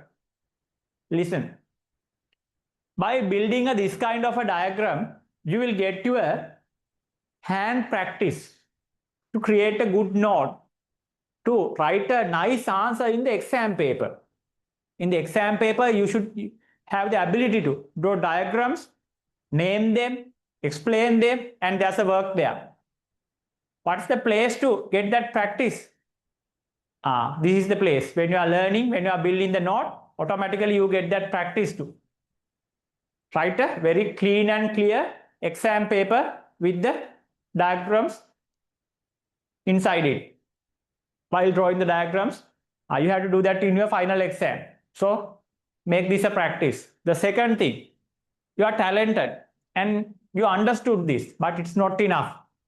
Talent to understand something and the memorization power is two things.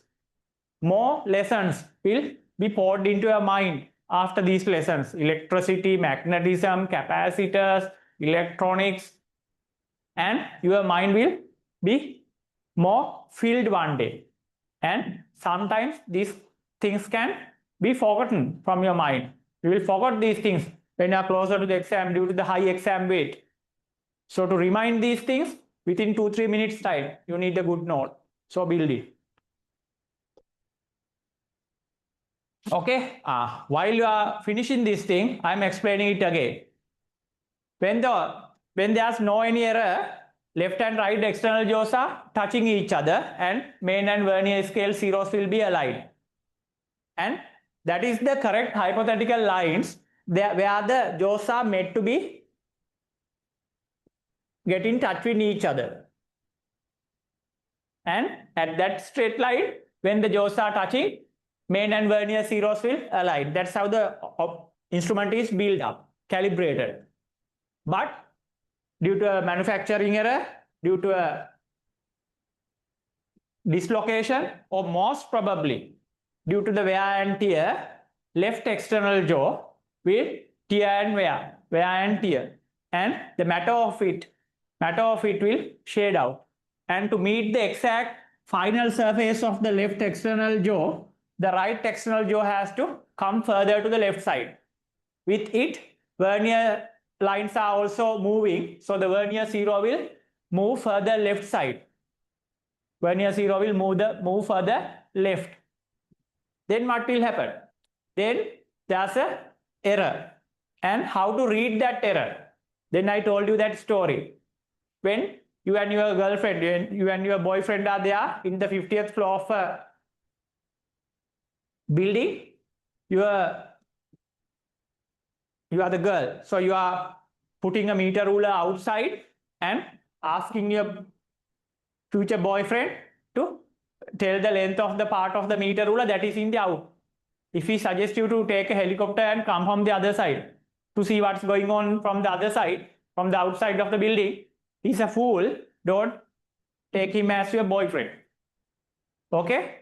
The full length is 100 centimeter distance. So from inside, if there are 36 centimeters, so the outside part will be 64. Likewise, when the vernier scale zero move further left from the main scale zero, to take the reading from that side, you don't have reference lines. Main scale is over. The vernier scale is more left from the main vernier scale is in the vernier zero is in the more left side from the main scale zero. You don't have lines to refer there. You are isolated. So take the full length, 10 vernier parts, take the full part of vernier, 10. Subtract it from the other side, that method. Take the vernier line that coincides with the main scale line, but don't take it as the answer. 10 subtracted by that answer. Then multiply it by 0.1, then you will get the error. Okay, keep it with you. And now come to this place. What's going on here? The instrument doesn't have AI power. It doesn't have sensors to inform that there's an error going on, the jaw going on closer to the jaws. So the calibrated lines, main scale and vernier scale lines, don't know what's going on in the jaws. It's always calibrated. It's built up to read the reading from the correct hypothetical straight line where the jaws are meeting in the correct manner. So in the same way, continue this correct hypothetical straight line from that correct hypothetical straight line where jaws are said to be met each other while zeros are aligning. That straight line. From that straight line, right side will be always red. From that hypothetical straight line, the right side becomes the reading. So in the object that to insert from that hypothetical line, right side is being read. But the part of the object will move to that gap, newly opened gap due to the wear and tear. And that gap is the error, and you have to add the error. Okay? Before going to the interval, let's finish this. Okay, turn to the fourth page of your tute. Turn to the fourth page of your tute and finish the page. Finish the fourth page, then the interval. Go to the fourth page of your tute, finish the fourth page, then the interval.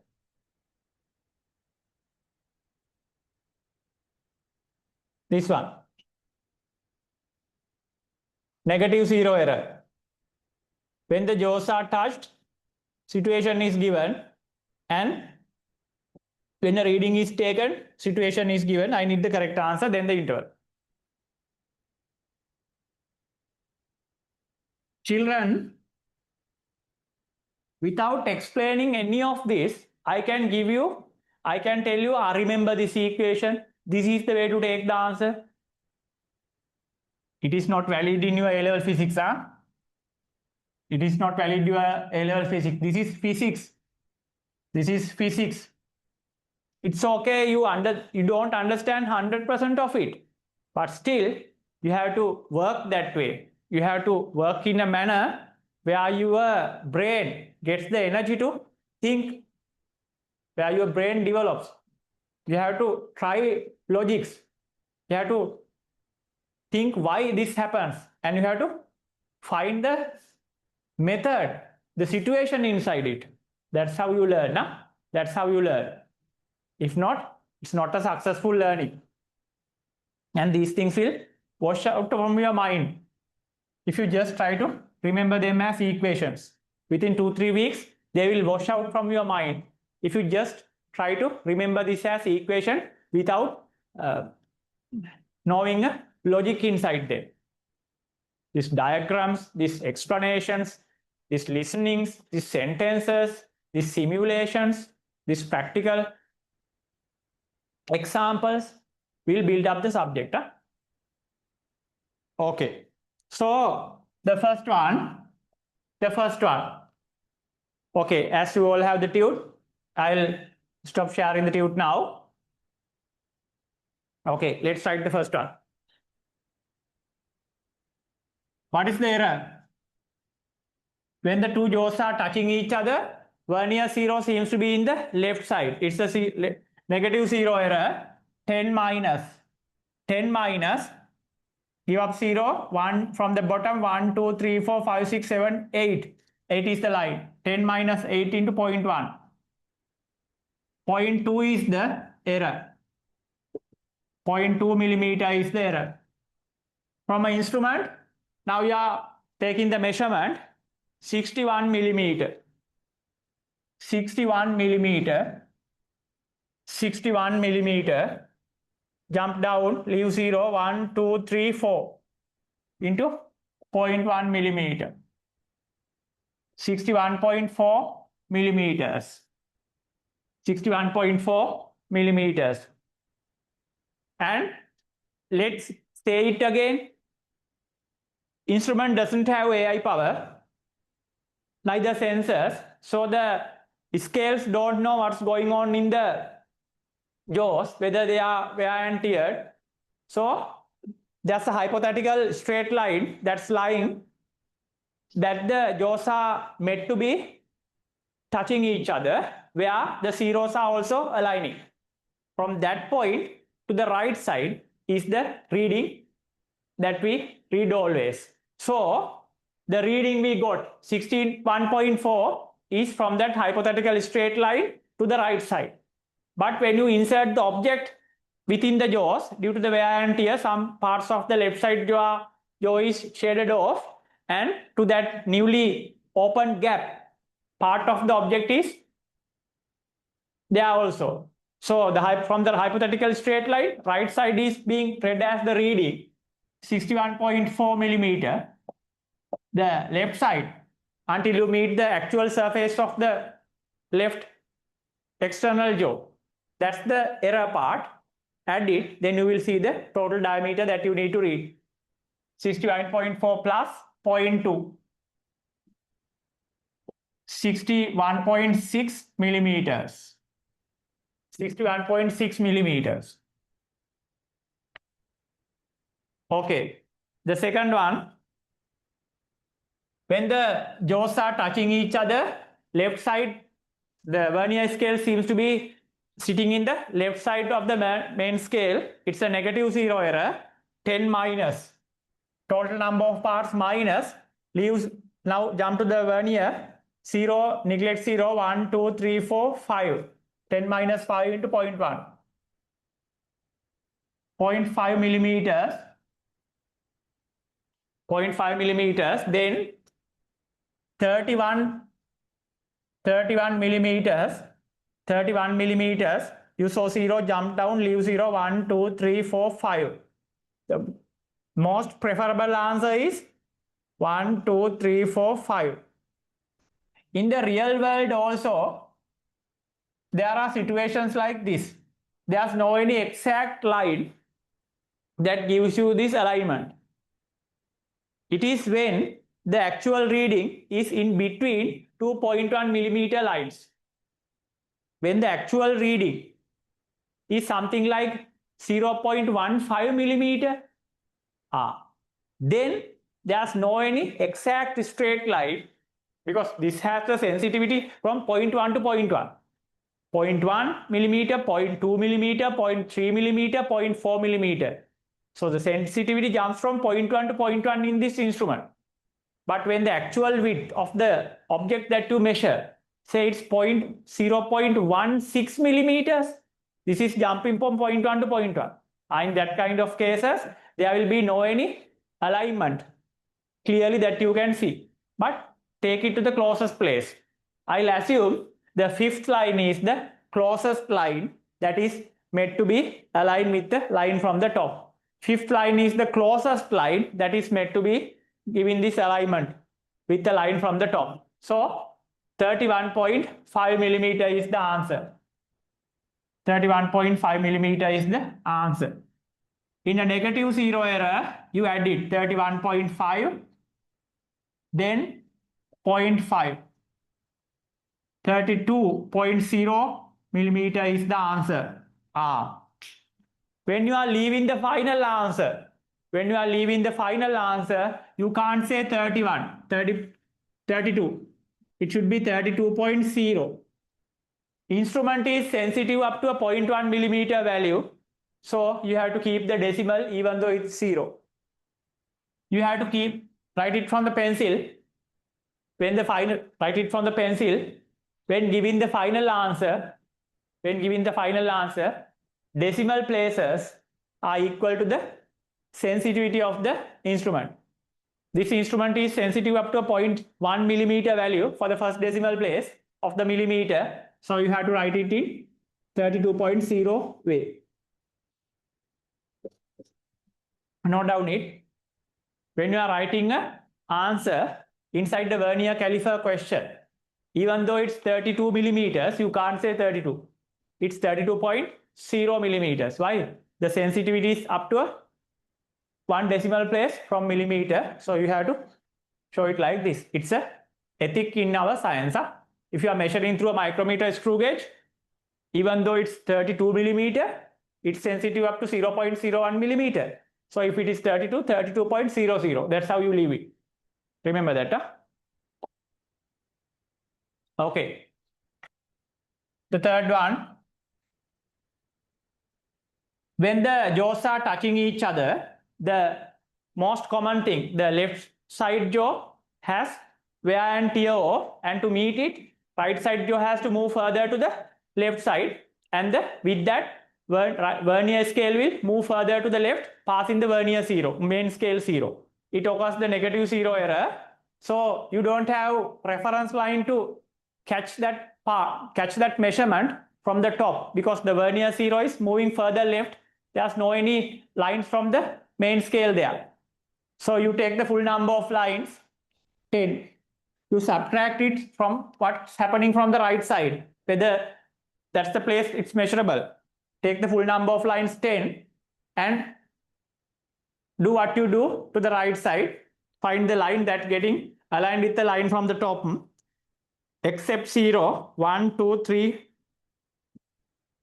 1, 2, 3, 4, 5, 6, 7th line. 7th is the best one. Now, not just 7, 10 minus 7. That building example into 0.1. 0.3 millimeter is the error. Then take the reading. 1 centimeter, 10 millimeters, 12 millimeters, 12 millimeters. Leave 0, jump down. The most preferable one is the 7th line for me. 7 into 0.1. Take it as a normal reading, 12.7 millimeters. But 12.7 millimeters. And know that what's going on there. The object, take the reading from that blue hypothetical line that we have drawn in our diagram. From there to the right side is the reading, that 12.7. But due to the wear and tear, there's a new gap open left to that hypothetical line. That's the error part. And the object is, some part of the object is lying in that part, that area also. So that the portion is not inside this answer, that error portion. We have to add it. 0.3. So the correct answer will be 13.0. 13.0 millimeters. Okay. Fourth one, I'm just writing the answer. 10 minus, except 0, 1, 2, 3, 4, 5 into 0.1. 0.5 millimeters. Then the reading 50 millimeters. 50 millimeters. Then you saw the 0 line jump down, except 0, 1, 2, 3, 4, 5, 6, 7. The 7 is the line into 0.1 millimeter. 50.7 millimeters. So 50.7 plus 0.5. Correct me if there's a numerical error that I am doing. 51 point. 51.2 millimeters. Let's write another one and then move to our interval. Fifth one. Error 10 minus, leave 0, 1, 2, 3, 4. 10 minus 4 into 0.1. Error is 0.6 millimeters. The fourth line, 10 minus fourth line, building example from taking from the other side. 10 minus 4 into 0.1, 0.6 millimeters. Reading 70 millimeters. 7 centimeters means 70 millimeters. 71 millimeters from the main scale. So the vernier 0 jumped down, neglected 0 value, calculating from the first line, 1, 2, 3, 4, 5, 6, 7, 8, 9th line. Into 0.1, 71.9 millimeters. 71.9 millimeter is the reading that comes to the right of that blue hypothetical line in our diagram. And due to this wear and tear, there's a new gap open to left of it. And when the object is inserted, some parts of the objects are lying in that part also. And that small width is seen as the error, and we have already calculated the size of that error. And to bring the full diameter of the object, we have to add that 0.6. So 71.9 plus 0.6, 72.5 millimeters. 72.5 millimeters. Okay, good. I appreciate your work. You stayed without any hesitation until I finish this important section.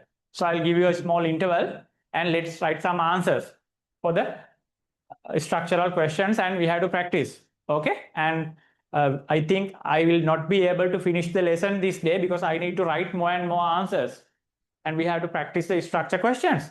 So we'll continue until 10:45, and at 10:45 we'll stop. And then in the next day also, I'll have to write some 1 or 2 questions before starting the micrometer screw gauge. Okay, let's go to the interval and Then we'll start writing the structures with correct timing. We'll start this thing. Okay, now the basic theory parts are over. But yet there are some small important tricks that you have to know about the instrument that to be taught using the questions and to be highlighted with the star marks. Okay, let's go to the interval and we'll meet at 10:05. We'll meet at 10:05, sharp 10:05 p.m. and then we'll practice to write the structures with the correct timing. Then we'll mark them. We'll continue up to 10:45. Then in next day also we'll have to write at least 1 or 2 questions more, and then we can move to the micrometer screw gauge. Basic theory parts are over, but still don't leave and stop the video, because through the questions I have to teach you some tricky points as star marks. First you have to try them, then I'll be teaching them. Okay, so these are the things.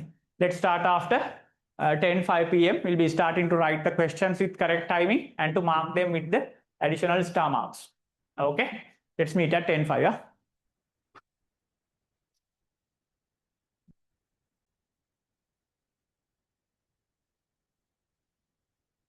Okay, children, I am back.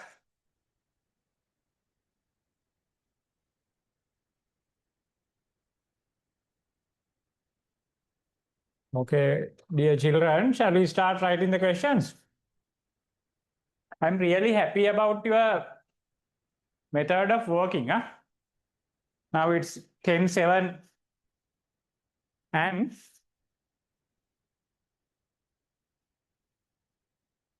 children are ready to work. That's the way it should be. So very good. Now this is how I plan to continue the rest of the class. In my mind, I'm in this thirst. I'd like to finish the lesson today, doing more work. You are at home, I'm at home. So what's the problem? We can continue. You are at home, I'm at home. So let's continue. Okay.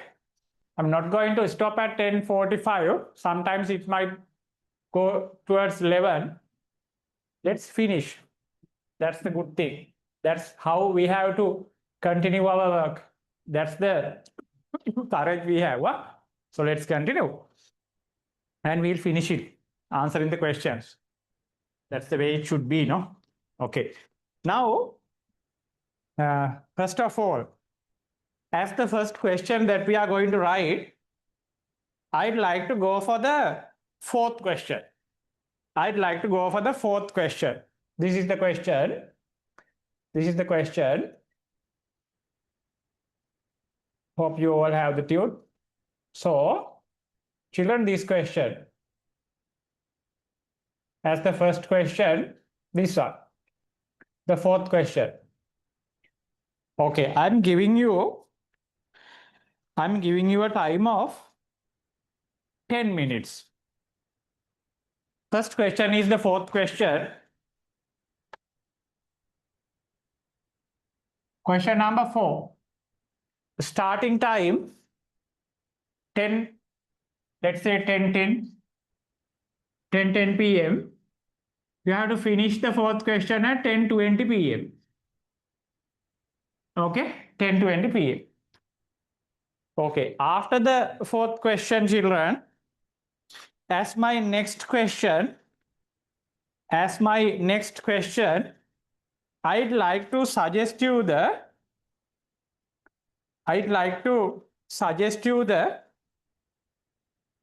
fifth question. Question number 5. Then I want you to do the first question as well.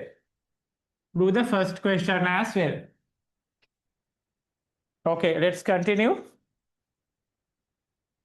Fourth question, then the fifth question, then let's come to the first question. Then let's come to the first question here. This one. Okay. Okay, let's start. From 10:10 to 10:20, it's the fourth one. Then I will be answering it according to the marking scheme. Then the fifth question. For the fifth question, I will give you another 10 minutes time. Fifth question, another 10 minutes time. Then to the first question, another 10 minutes time. Let's mark them. And there's a small part that I have to teach you about the vernier scales that are different from the scale we already learned. I told you there's another scale that we have to pay our attention in the syllabus where a 19 millimeter vernier length is divided into 20 equal parts. That's what in the final page. So these are the things we have to do. Let's do them today. Yeah? I don't know the time that we are going to stop. We'll finish it. Okay, start from here.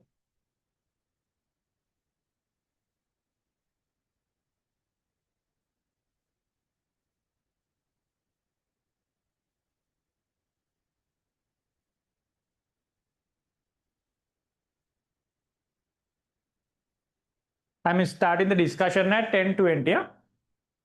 These are the questions.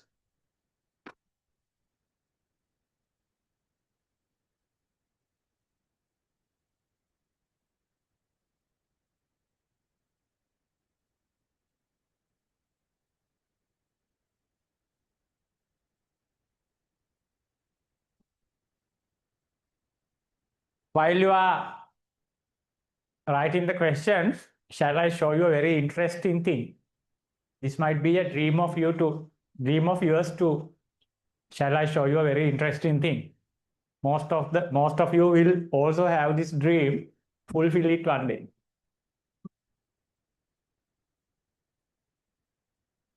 One of my friends, hope you like it too. This is a very good friend of mine. I'm enjoying this thing very much. Okay, hope you also have this dream. One day, fulfill it. It's a very nice thing to observe the night sky with a telescope. Okay, I worked hard to come to this point. So I'm having a good life now. So I do have the capability of this kind of things without any problem. So I like this. Okay. So it's very nice to observe the night sky with the telescope with the good resolution power. Fulfill this dream one day. Yeah? Okay.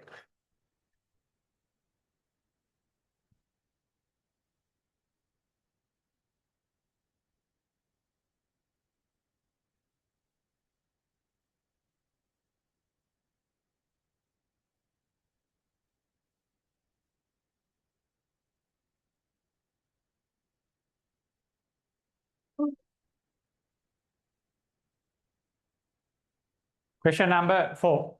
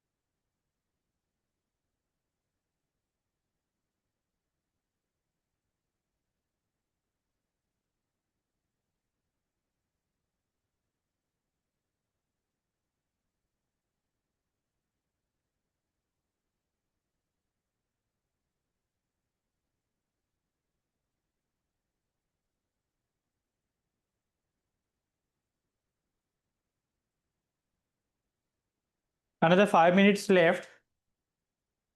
If you have finished, you can move to the fifth question. Then you can move to the first question. Finish it. While I'm discussing, if you have done them correctly, you can finish the rest of the questions also, no matter.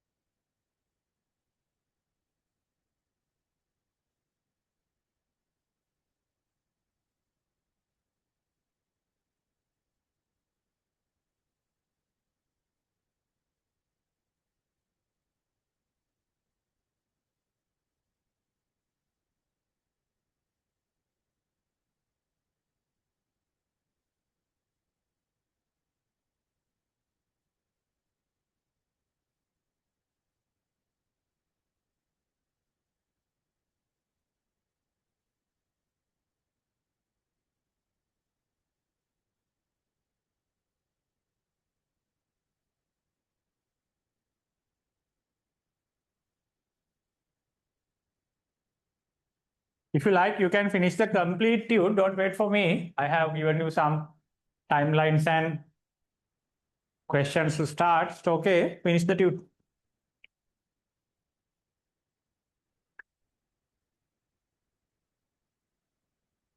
Within another 3 minutes time, I'll be starting the discussion of the fourth question.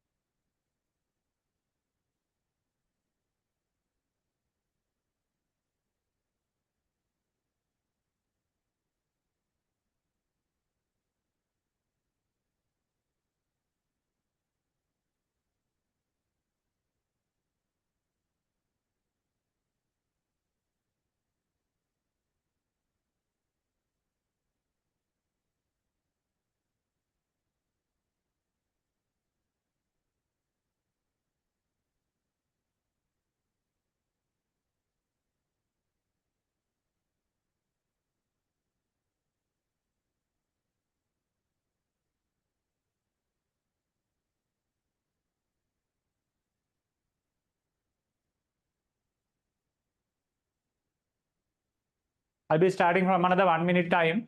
You can continue.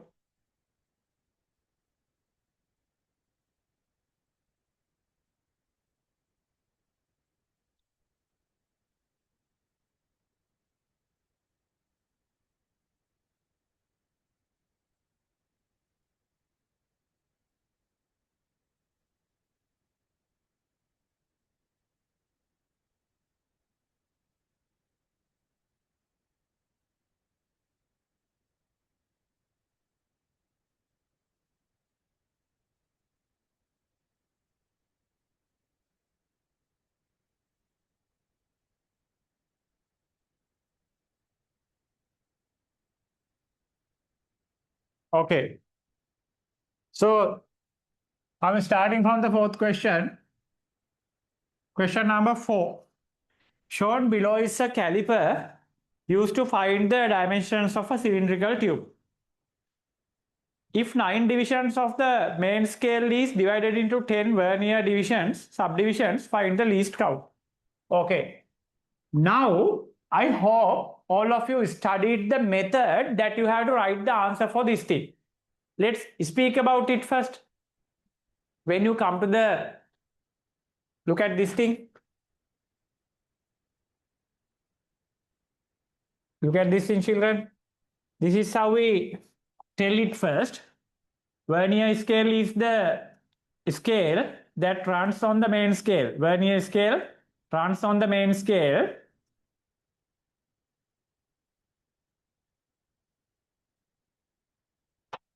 Wait.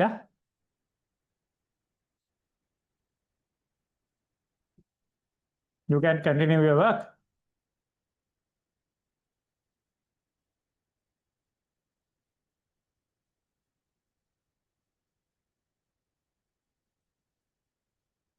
Okay. Vernier scale, the scale that runs on the main scale. First of all, you have to bring the zeroth line of the vernier scale to the zeroth line of the main scale to be aligned with the zeroth line of the main scale.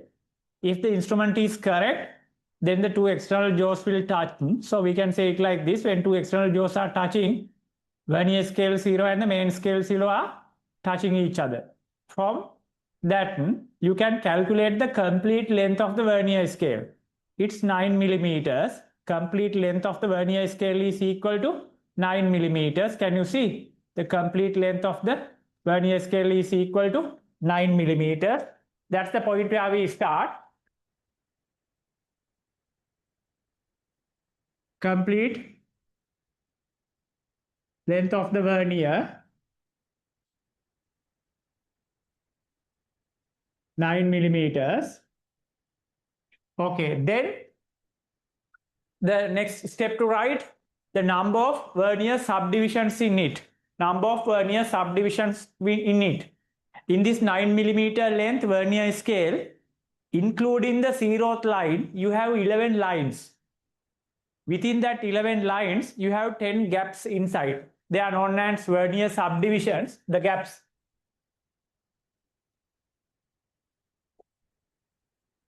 Number of vernier subdivisions. That's a special way to write it. Number of vernier subdivisions, 10. 10. 9 millimeters length, having 10 gaps. Then the next step to write.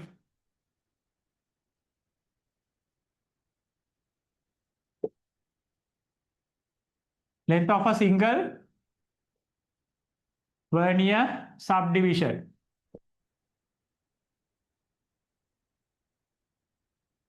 Nine millimeter divided by 10, 0.9 millimeter. Then the least count. Least count is equal to length of a main scale division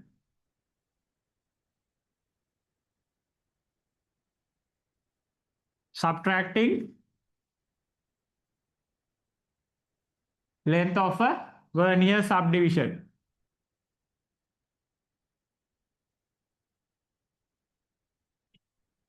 Length of a main scale division is 1 millimeter. Length of a vernier subdivision, total length 9, 10 subdivisions, 10 gaps, 0.1 is 0.9 millimeter. So the least count LC is equal to 0.1 millimeter. This is the correct way to take it in a answer.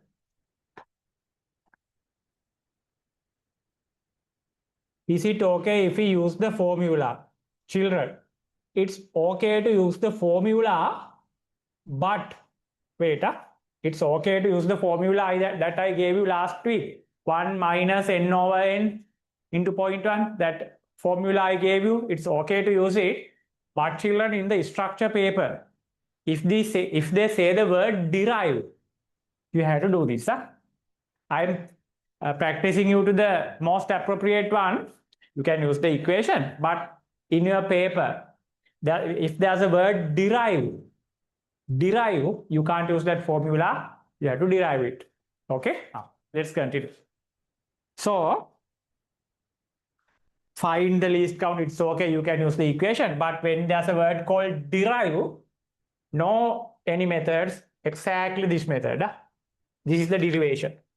Okay, then B, when the jaws are touched, reading of the scales are shown below. Now it seems to be a correct instrument up to the situation, no any errors. So when the jaws are, no, I'm sorry. Now this is the way we found the least count. Then they are touching the jaws. When they touch the jaws, they see there's an error. If the instrument is correct, when they touch the jaws, zeros should align. But here, zeros are not aligning. And when the jaws are being touched, vernier scale 0 seems to be lying in the right side of the main scale 0. So it's a positive 0 error. What is the 0 error? It's a positive 0 error. What's the value?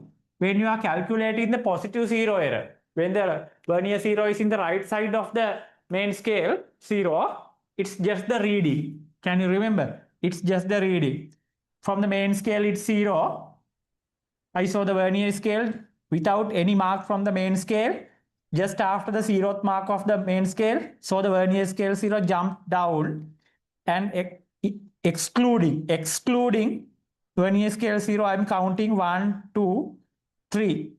3 is the line into 0.1 millimeter. The error is 0.3 millimeters. Error is 0.3.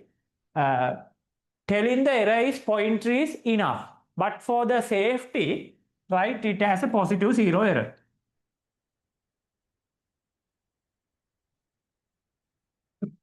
Just writing 0.3 is enough, children.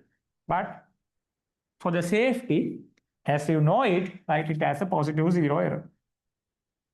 Then the second one. What is the correction method to this error?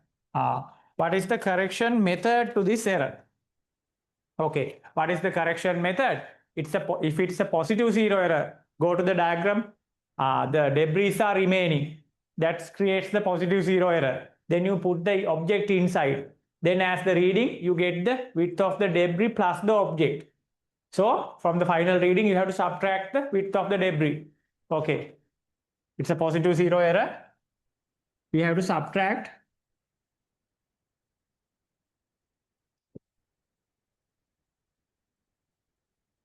it from answer, from the reading. We have to subtract it from the reading. Okay, the third one, sorry, part C.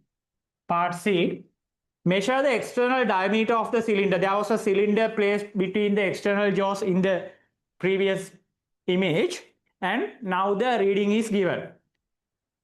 What is the, okay, what's the reading? 2 centimeters, 20 millimeters, 24 millimeters. From the main scale, it's 24 millimeters. Then you see the vernier 0 jump down, leave 0. 1, 2, 3, 4, 5, 6 line from vernier side into 0.1 millimeter.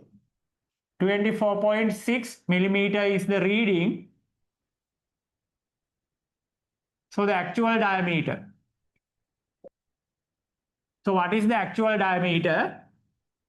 The instrument is having a positive 0 error. When there's a positive 0 error, you have to subtract the error part from the final answer. So the actual diameter 24.6 millimeter minus 0.3 millimeter, 24.3 millimeters. Okay.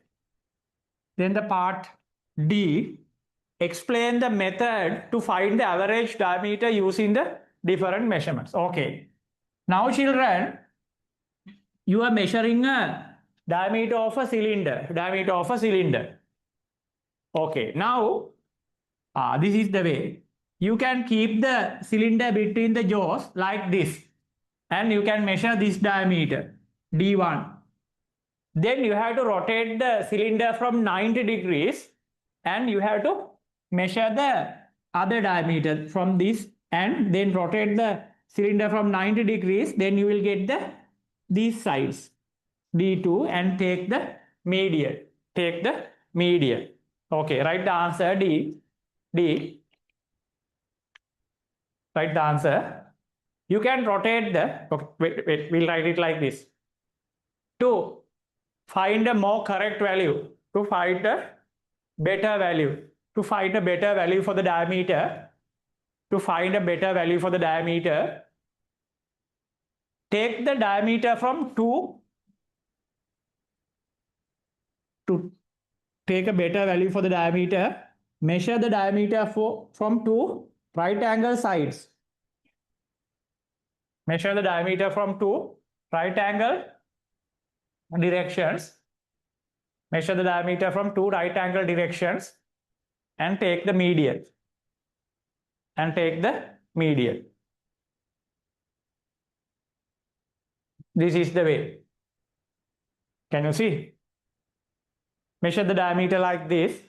Measure the can you see, children? Measure the diameter like this and turn it to a 90-degree direction. Again measure the diameter, then take the median. Measuring the diameter like this. First reading D1, turn the caliper to this side, taking D2 and the median. Okay.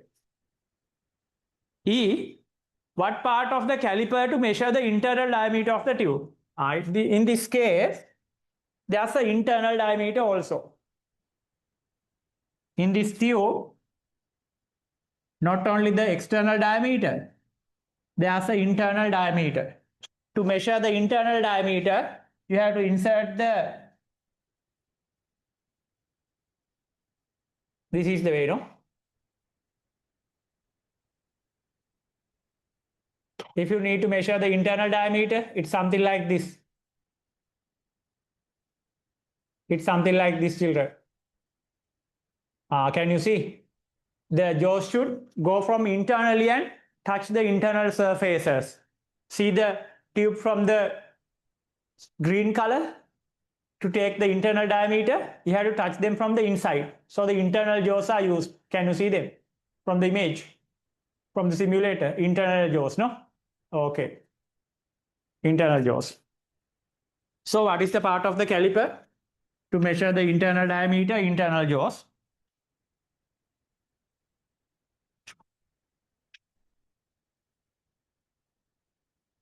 F. What part of the caliper is to measure the depth of the depth? If you need to measure a depth, you have to take the depth bar, no? The depth bar. Depth bar comes out and you can insert the depth bar to the depth you need. We experimented these things last week. You have to move the depth bar inside. We experimented these things last week. Depth bar. Okay. G. Diameter of a certain wire is given as 0.21 millimeters by the producer. Can we use this caliper to check it? Explain. No, we can't.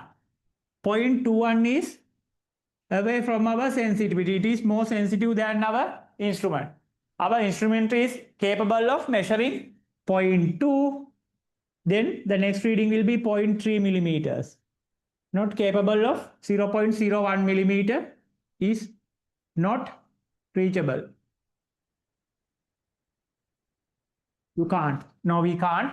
0.01 millimeter is far away from our sensitivity. We can't reach that value. So you can't. Okay. Okay, now go to the fifth question. I'm also continuing my discussion. You are also continuing your work. Okay, then I'll move to the fifth question. Then the first question. You also can continue after you finish the first question. Complete the whole tube. Complete the whole tube except the final page. After you finish the fifth question, complete the whole tube except the 11th and 12th pages. Okay, let's continue. I'll be continuing my discussion. There will be some star marks. Then let's write them together. Okay, I'm coming to the fifth question.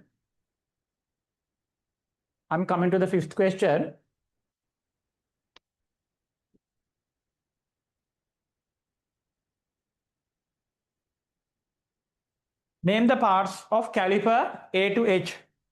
A, main scale.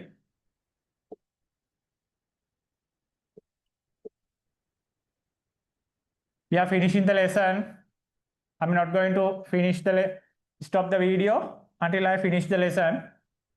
Let's continue. Main scale. B, vernier scale. C, external jaws.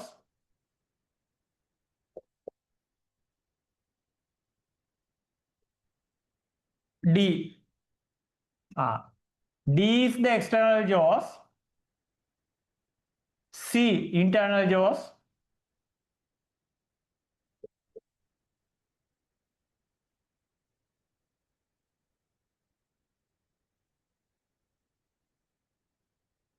D, external jaws. C, internal jaws. E. So what is the E? For E, we can't say the locking screw. For E, we can't say the wheel. For E, we can't say the depth bar. For E, we can't say the vernier scale. But you know, this yellow color component, you know. See, this yellow color full part, the right side external jaw, the right external jaw, then the right internal jaw, locking screw, wheel, and the depth bar together. This full yellow color part, it's the moving jaw. All yellow color parts, locking screw, then the right side jaws, then the depth bar, vernier scale together, the moving jaw. So it's the E. E is the complete set, the moving jaw.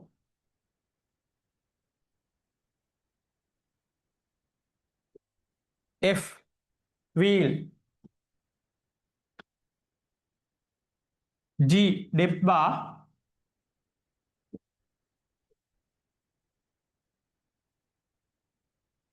H, locking screw.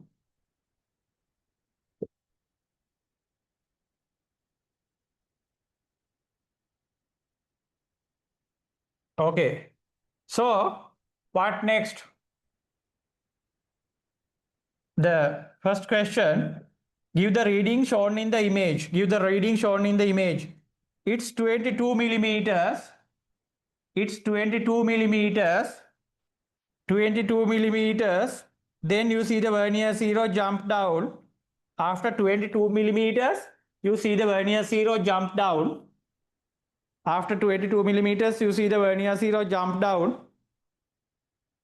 Exclude vernier 0. Exclude vernier 0. Fifth vernier line is getting aligned with the line from the top.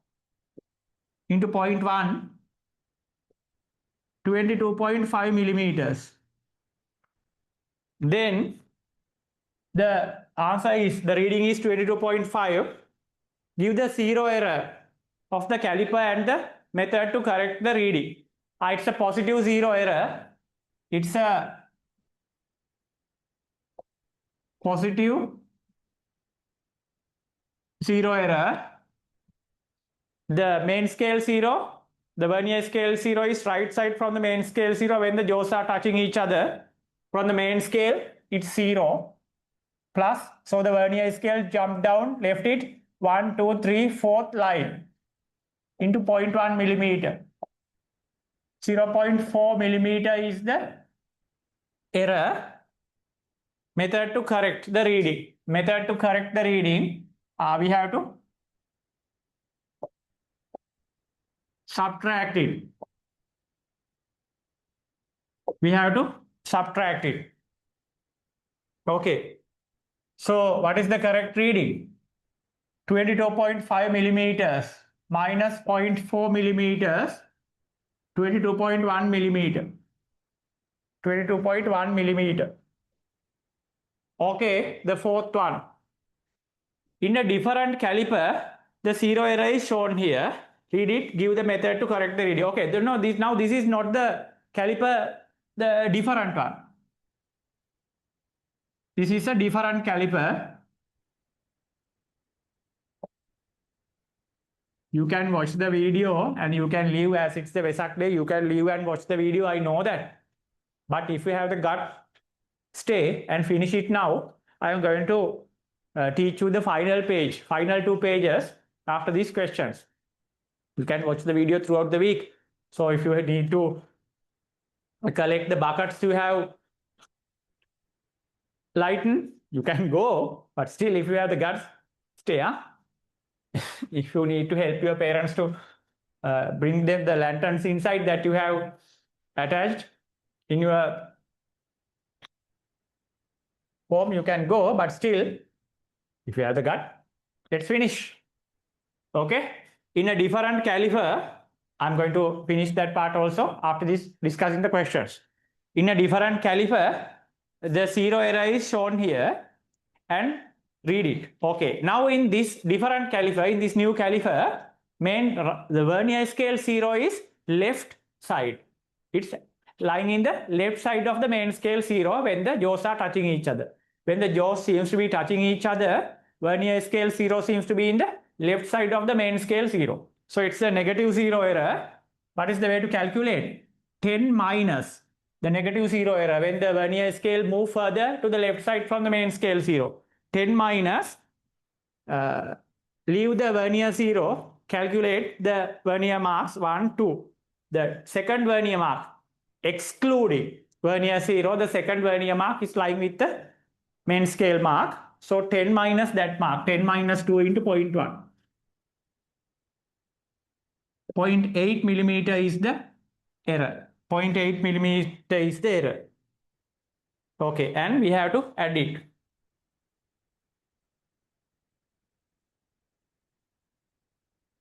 We have to add it. Okay, the fifth one. So it's a star mark now. I told you that I have a star mark to give you. I have 2 star marks to give you. This is the first one. Initially, caliper is used to measure depth of a tube. The initial caliper, the caliper in the first image, 22.1, this 0.10 error caliper, 0.40 error caliper, positive 0 error caliper. The first caliper is used to measure of a depth of a certain point. Caliper was used to measure the depth of a tube. Take the reading. Okay, so what's the depth of the tube? Let's take the reading. 8 centimeters. 8 centimeters means the mark 8. It's indicating centimeters. Be watchful. It's not millimeters. 8 centimeters means already 80 millimeters. 81, 82, 83 millimeters. Don't mislead by the line that marks the don't mislead by the line that's coming after the 82nd millimeter. Don't mislead by the line that's coming after the 82nd millimeter. It's not the zero vernier mark. It's the border of the full vernier scale metal board. These vernier lines are marked in the metal. The line that comes after the 82 millimeter mark is that line, showing the border of the metal that the vernier scale marks are marked. It's not the line. 83 millimeter. 83 millimeter is the mark before the vernier zero. After 83rd millimeter, you see the vernier zero jump down, neglect vernier zero, then the third line from the vernier side aligning with the line from the top into 0.1. So the depth is 83.3 millimeters. 83.3 millimeters. 83.3 millimeters. Okay. 83.3 millimeters. Take the reading. If the zero error, okay. Now listen to me carefully. Now listen to me carefully. Remember. Now for depth measurement, does the zero error influence? For depth measurement, does the zero error influence? Okay. Look at this. Look at this, what I'm going to share. This is the depth bar. This is the depth bar. I can take the depth bar out like this. Shall I show you the other side? So here, beneath this metal, the depth bar is connected to the other parts. You can't see how the depth bar is connected to the other parts. You can see the depth bar is coming out. This is the actual side. This is the other side. You can see the drain that the depth bar is being kept and it moves. But how the depth bar connects to this other jaws, you can't see it. It's inside this. Okay, I'll show you a vernier caliper from a different company. I'll show you a vernier caliper from a different company. This is the correct side. This is the correct side. And this is the other side. Here also, you can't see how the depth bar is actually being attached to the jaws. It's hidden inside this metal casing. So for the depth bar, will the zero error of the jaws influence? For the readings of the depth bar, will the zero error influence? Actually, the zero error occurs related to the jaws, and will it influence the readings of the depth bar? It might influence, it might not, according to the method where the depth bar is connected to the jaws, but we can't see it. It's inside the object. It's inside that metal cover. Remember, in our A-level marking scheme, there's an exact answer. You can't say like this. You can't say what I told you now. In my lab, you can't write this answer. In my lab, I turned the vernier caliper other side and observed how the depth bar is connecting with the jaws. There was a metal cover and I can't see it. So I don't know what's happened. So, dear examiner, sometimes the zero error might occur, the readings of the zero error might influence the readings of the depth bar. Sometimes zero error might not influence the readings of the depth bar. I don't know. I'm sorry, I didn't see it. It was covered. You can't write that kind of answers. There's a one single answer accepted by the marking scheme.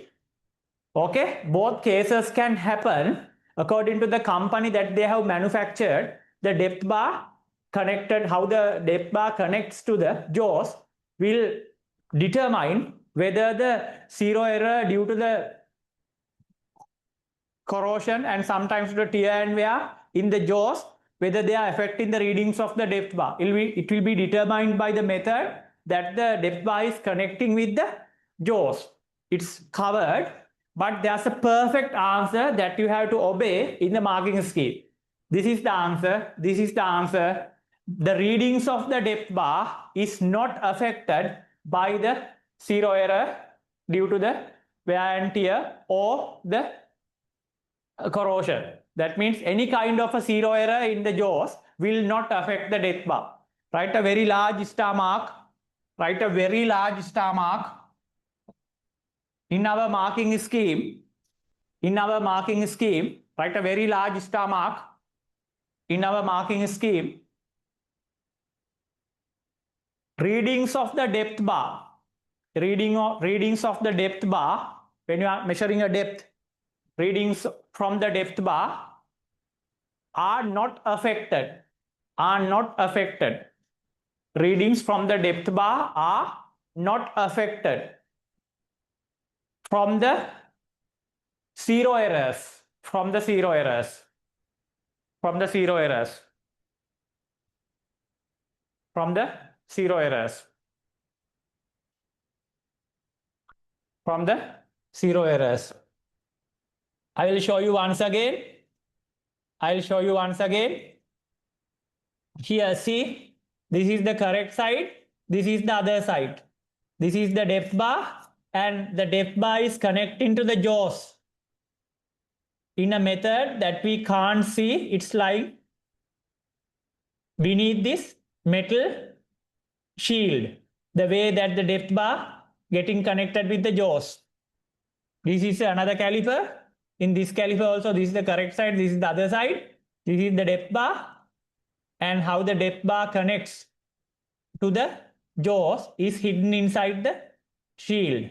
And according to the method that the depth bar connects with the jaws will determine whether the readings from the depth bar, the depth readings, will be affected from the zero errors of the jaws. In the A-level marking scheme, there's a perfect method we have to follow. All the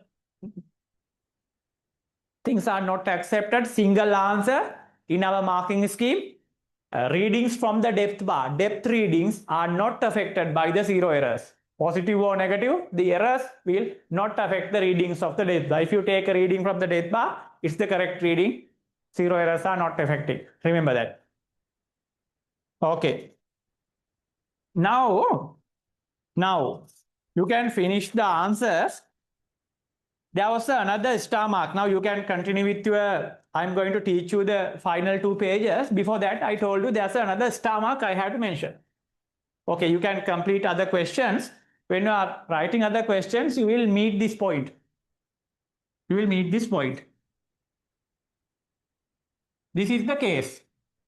This is the other star mark I need to teach you before moving to the final 2 pages. Before moving to the final 2 pages. Now, if someone asks you for a method, okay, look at this. Okay, look at this. Now, this is my pen. This is my pen. I need to take the diameter of the pen. Look at this. I can take the diameter like this. Then I can turn the caliper from 90 degrees. Then take the next diameter. Then I can divide it by, and divide it by 2. Take the median. First one, first diameter, right angles. Second diameter, median. If someone asks you for a better method, this is the way. Take the first reading, angle the caliper from 60 degrees. Takes the next reading, again angling the caliper from another 60 degrees. Take the other reading, divide it by, add and divide it by 3. First reading, angling it from 60 degrees. Second reading, again first reading, angling it from 60 degrees. Angling it again from another 60 degrees. Taking the 3 readings and add and divide by 3. That's a better method. First method is to, that's the other star mark I want to mention. Take this diameter D1, this diameter D2, D1 plus D2 divided by 2.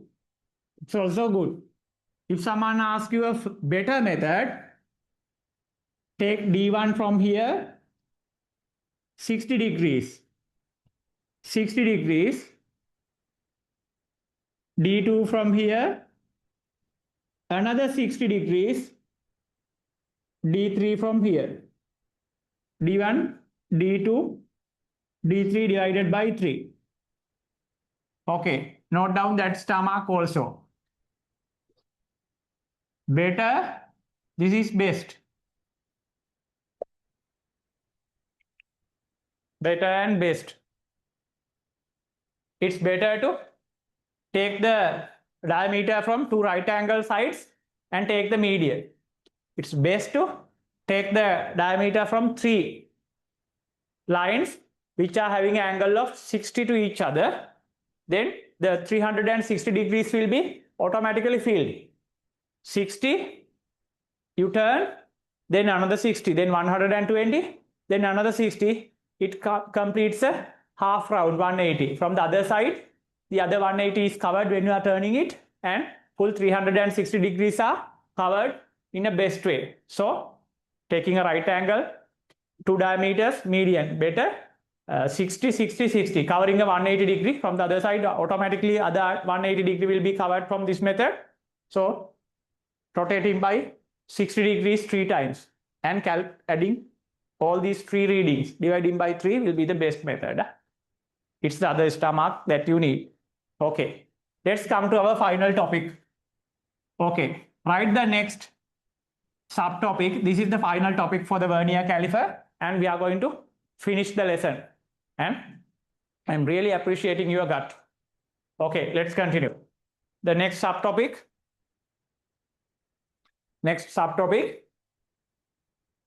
Find in the least count of a vernier caliper. Find in the least count of a vernier caliper. We'll be finishing the lesson with another 10 minutes time. Give it up. Find in the least count of a vernier caliper when the vernier scale is 90 millimeter long, 19 millimeter long. Find in the least count of a vernier caliper when the vernier scale is 19 millimeter long, when the vernier caliper is 19 millimeter long and divided into 20 parts and divided into 20 parts and divided into 20 parts and divided into 20 parts. Okay, this is the second thing that we have to learn in our syllabus. Okay, the total vernier caliper is 90 millimeter in length. The total vernier is 90 millimeter in length and it is divided into 20 parts. I will show you. See this one. There are many calipers. Let's log on to our syllabus. Okay.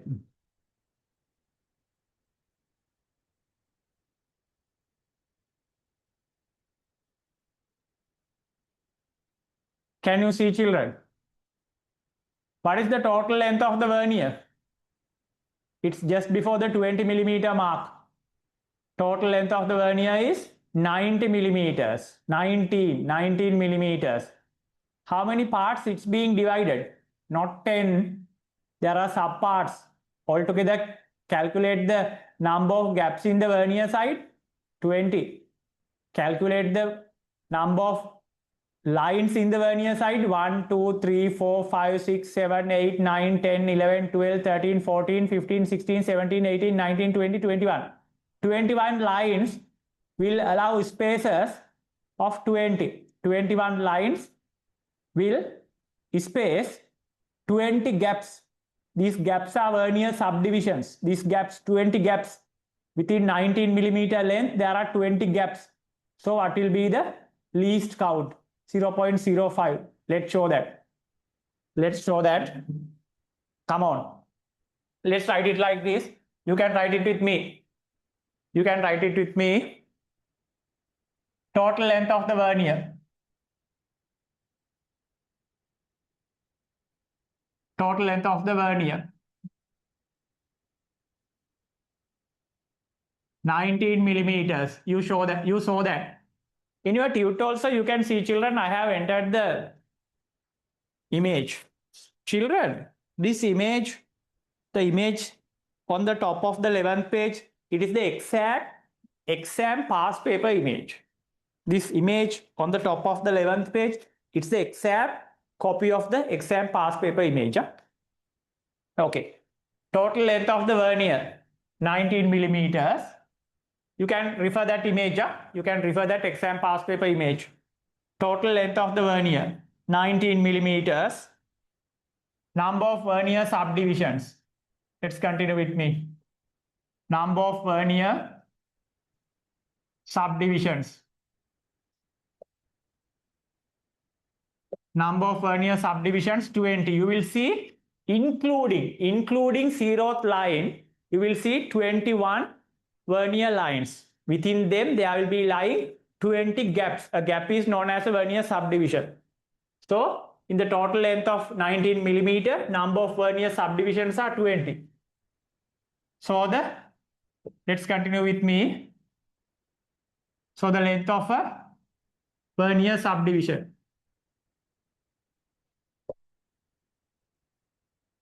So, the length of a vernier subdivision, 19 millimeter divided by 20. So, the length of a vernier subdivision, 19 millimeter divided by 20. 0.95 millimeters. I will give you the answer. 0.95 millimeters. So, the length of a vernier subdivision, 0.95 millimeters. Least count, 1 millimeter minus 0.95 millimeters. 0.05 millimeters. in that exact question, this is the way that you have to prove the least count in a situation like this. 0.05 millimeters. Okay. Okay, when the vernier scale is length, the 19 millimeter length, and divided into 20 vernier subdivisions, from that kind of a vernier scale, you can read up to 0.05 millimeter value. Okay, using that least count, can you find the readings of the images I have given you? I have given you 1, 2, 3, 4, 5, 8 images within these 2 pages. Shall we complete up to the first 5 images? Can you read the answers? Can you take the readings of first 5 images?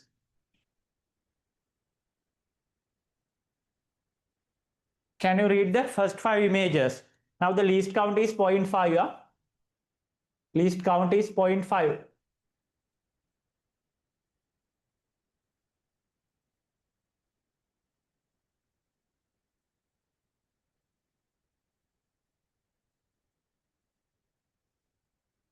Least count is 0.05. Yeah? Okay, take the reading.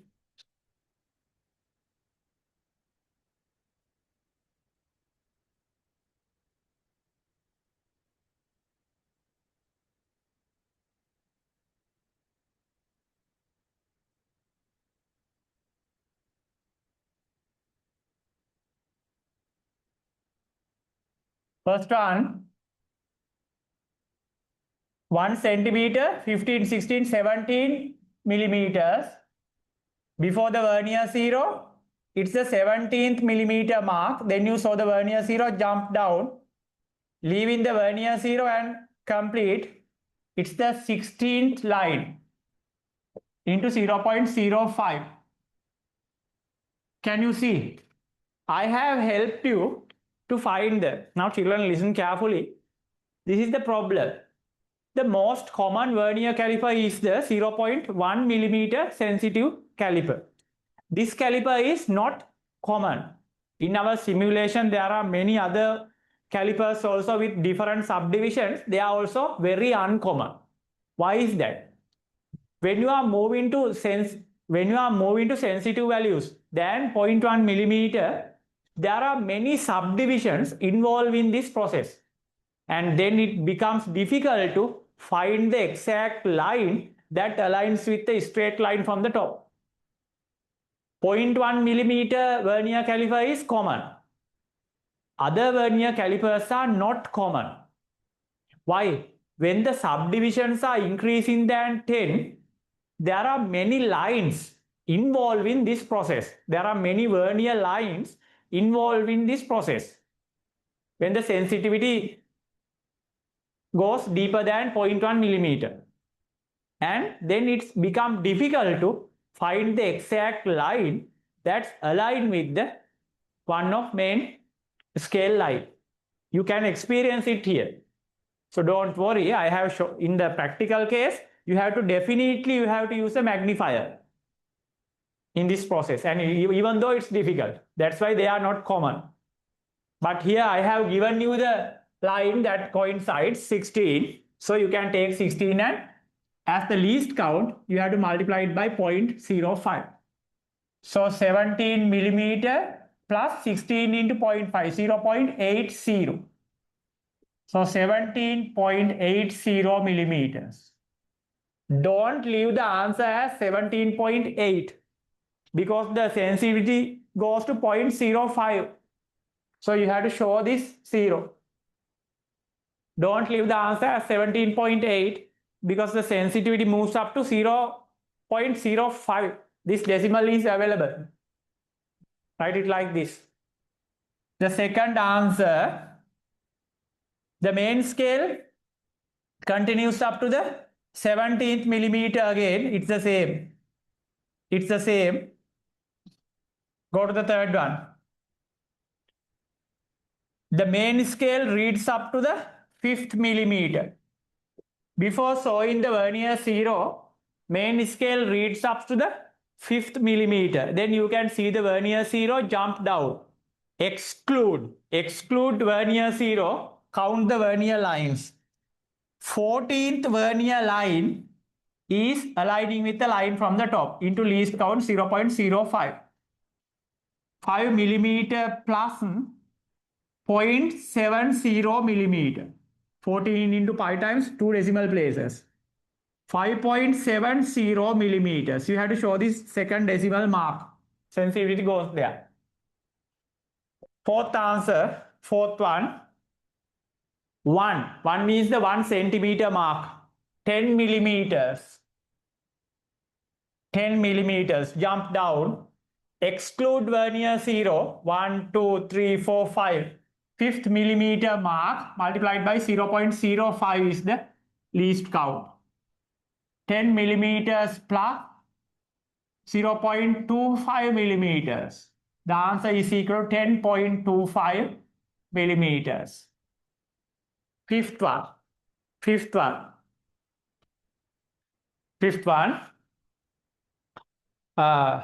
Let's go to the main scale. You can see the third centimeter line, that means 30 millimeters. After the 30 millimeter, straight away you can see the vernier 0 from the bottom.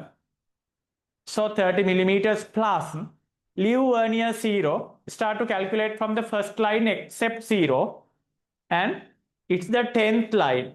It's very difficult to find the line that coincides with the line from the top side. That's why this type of objects are uncommon. This type of instruments are uncommon in the lab. But once we got this in the exam, so let's practice this.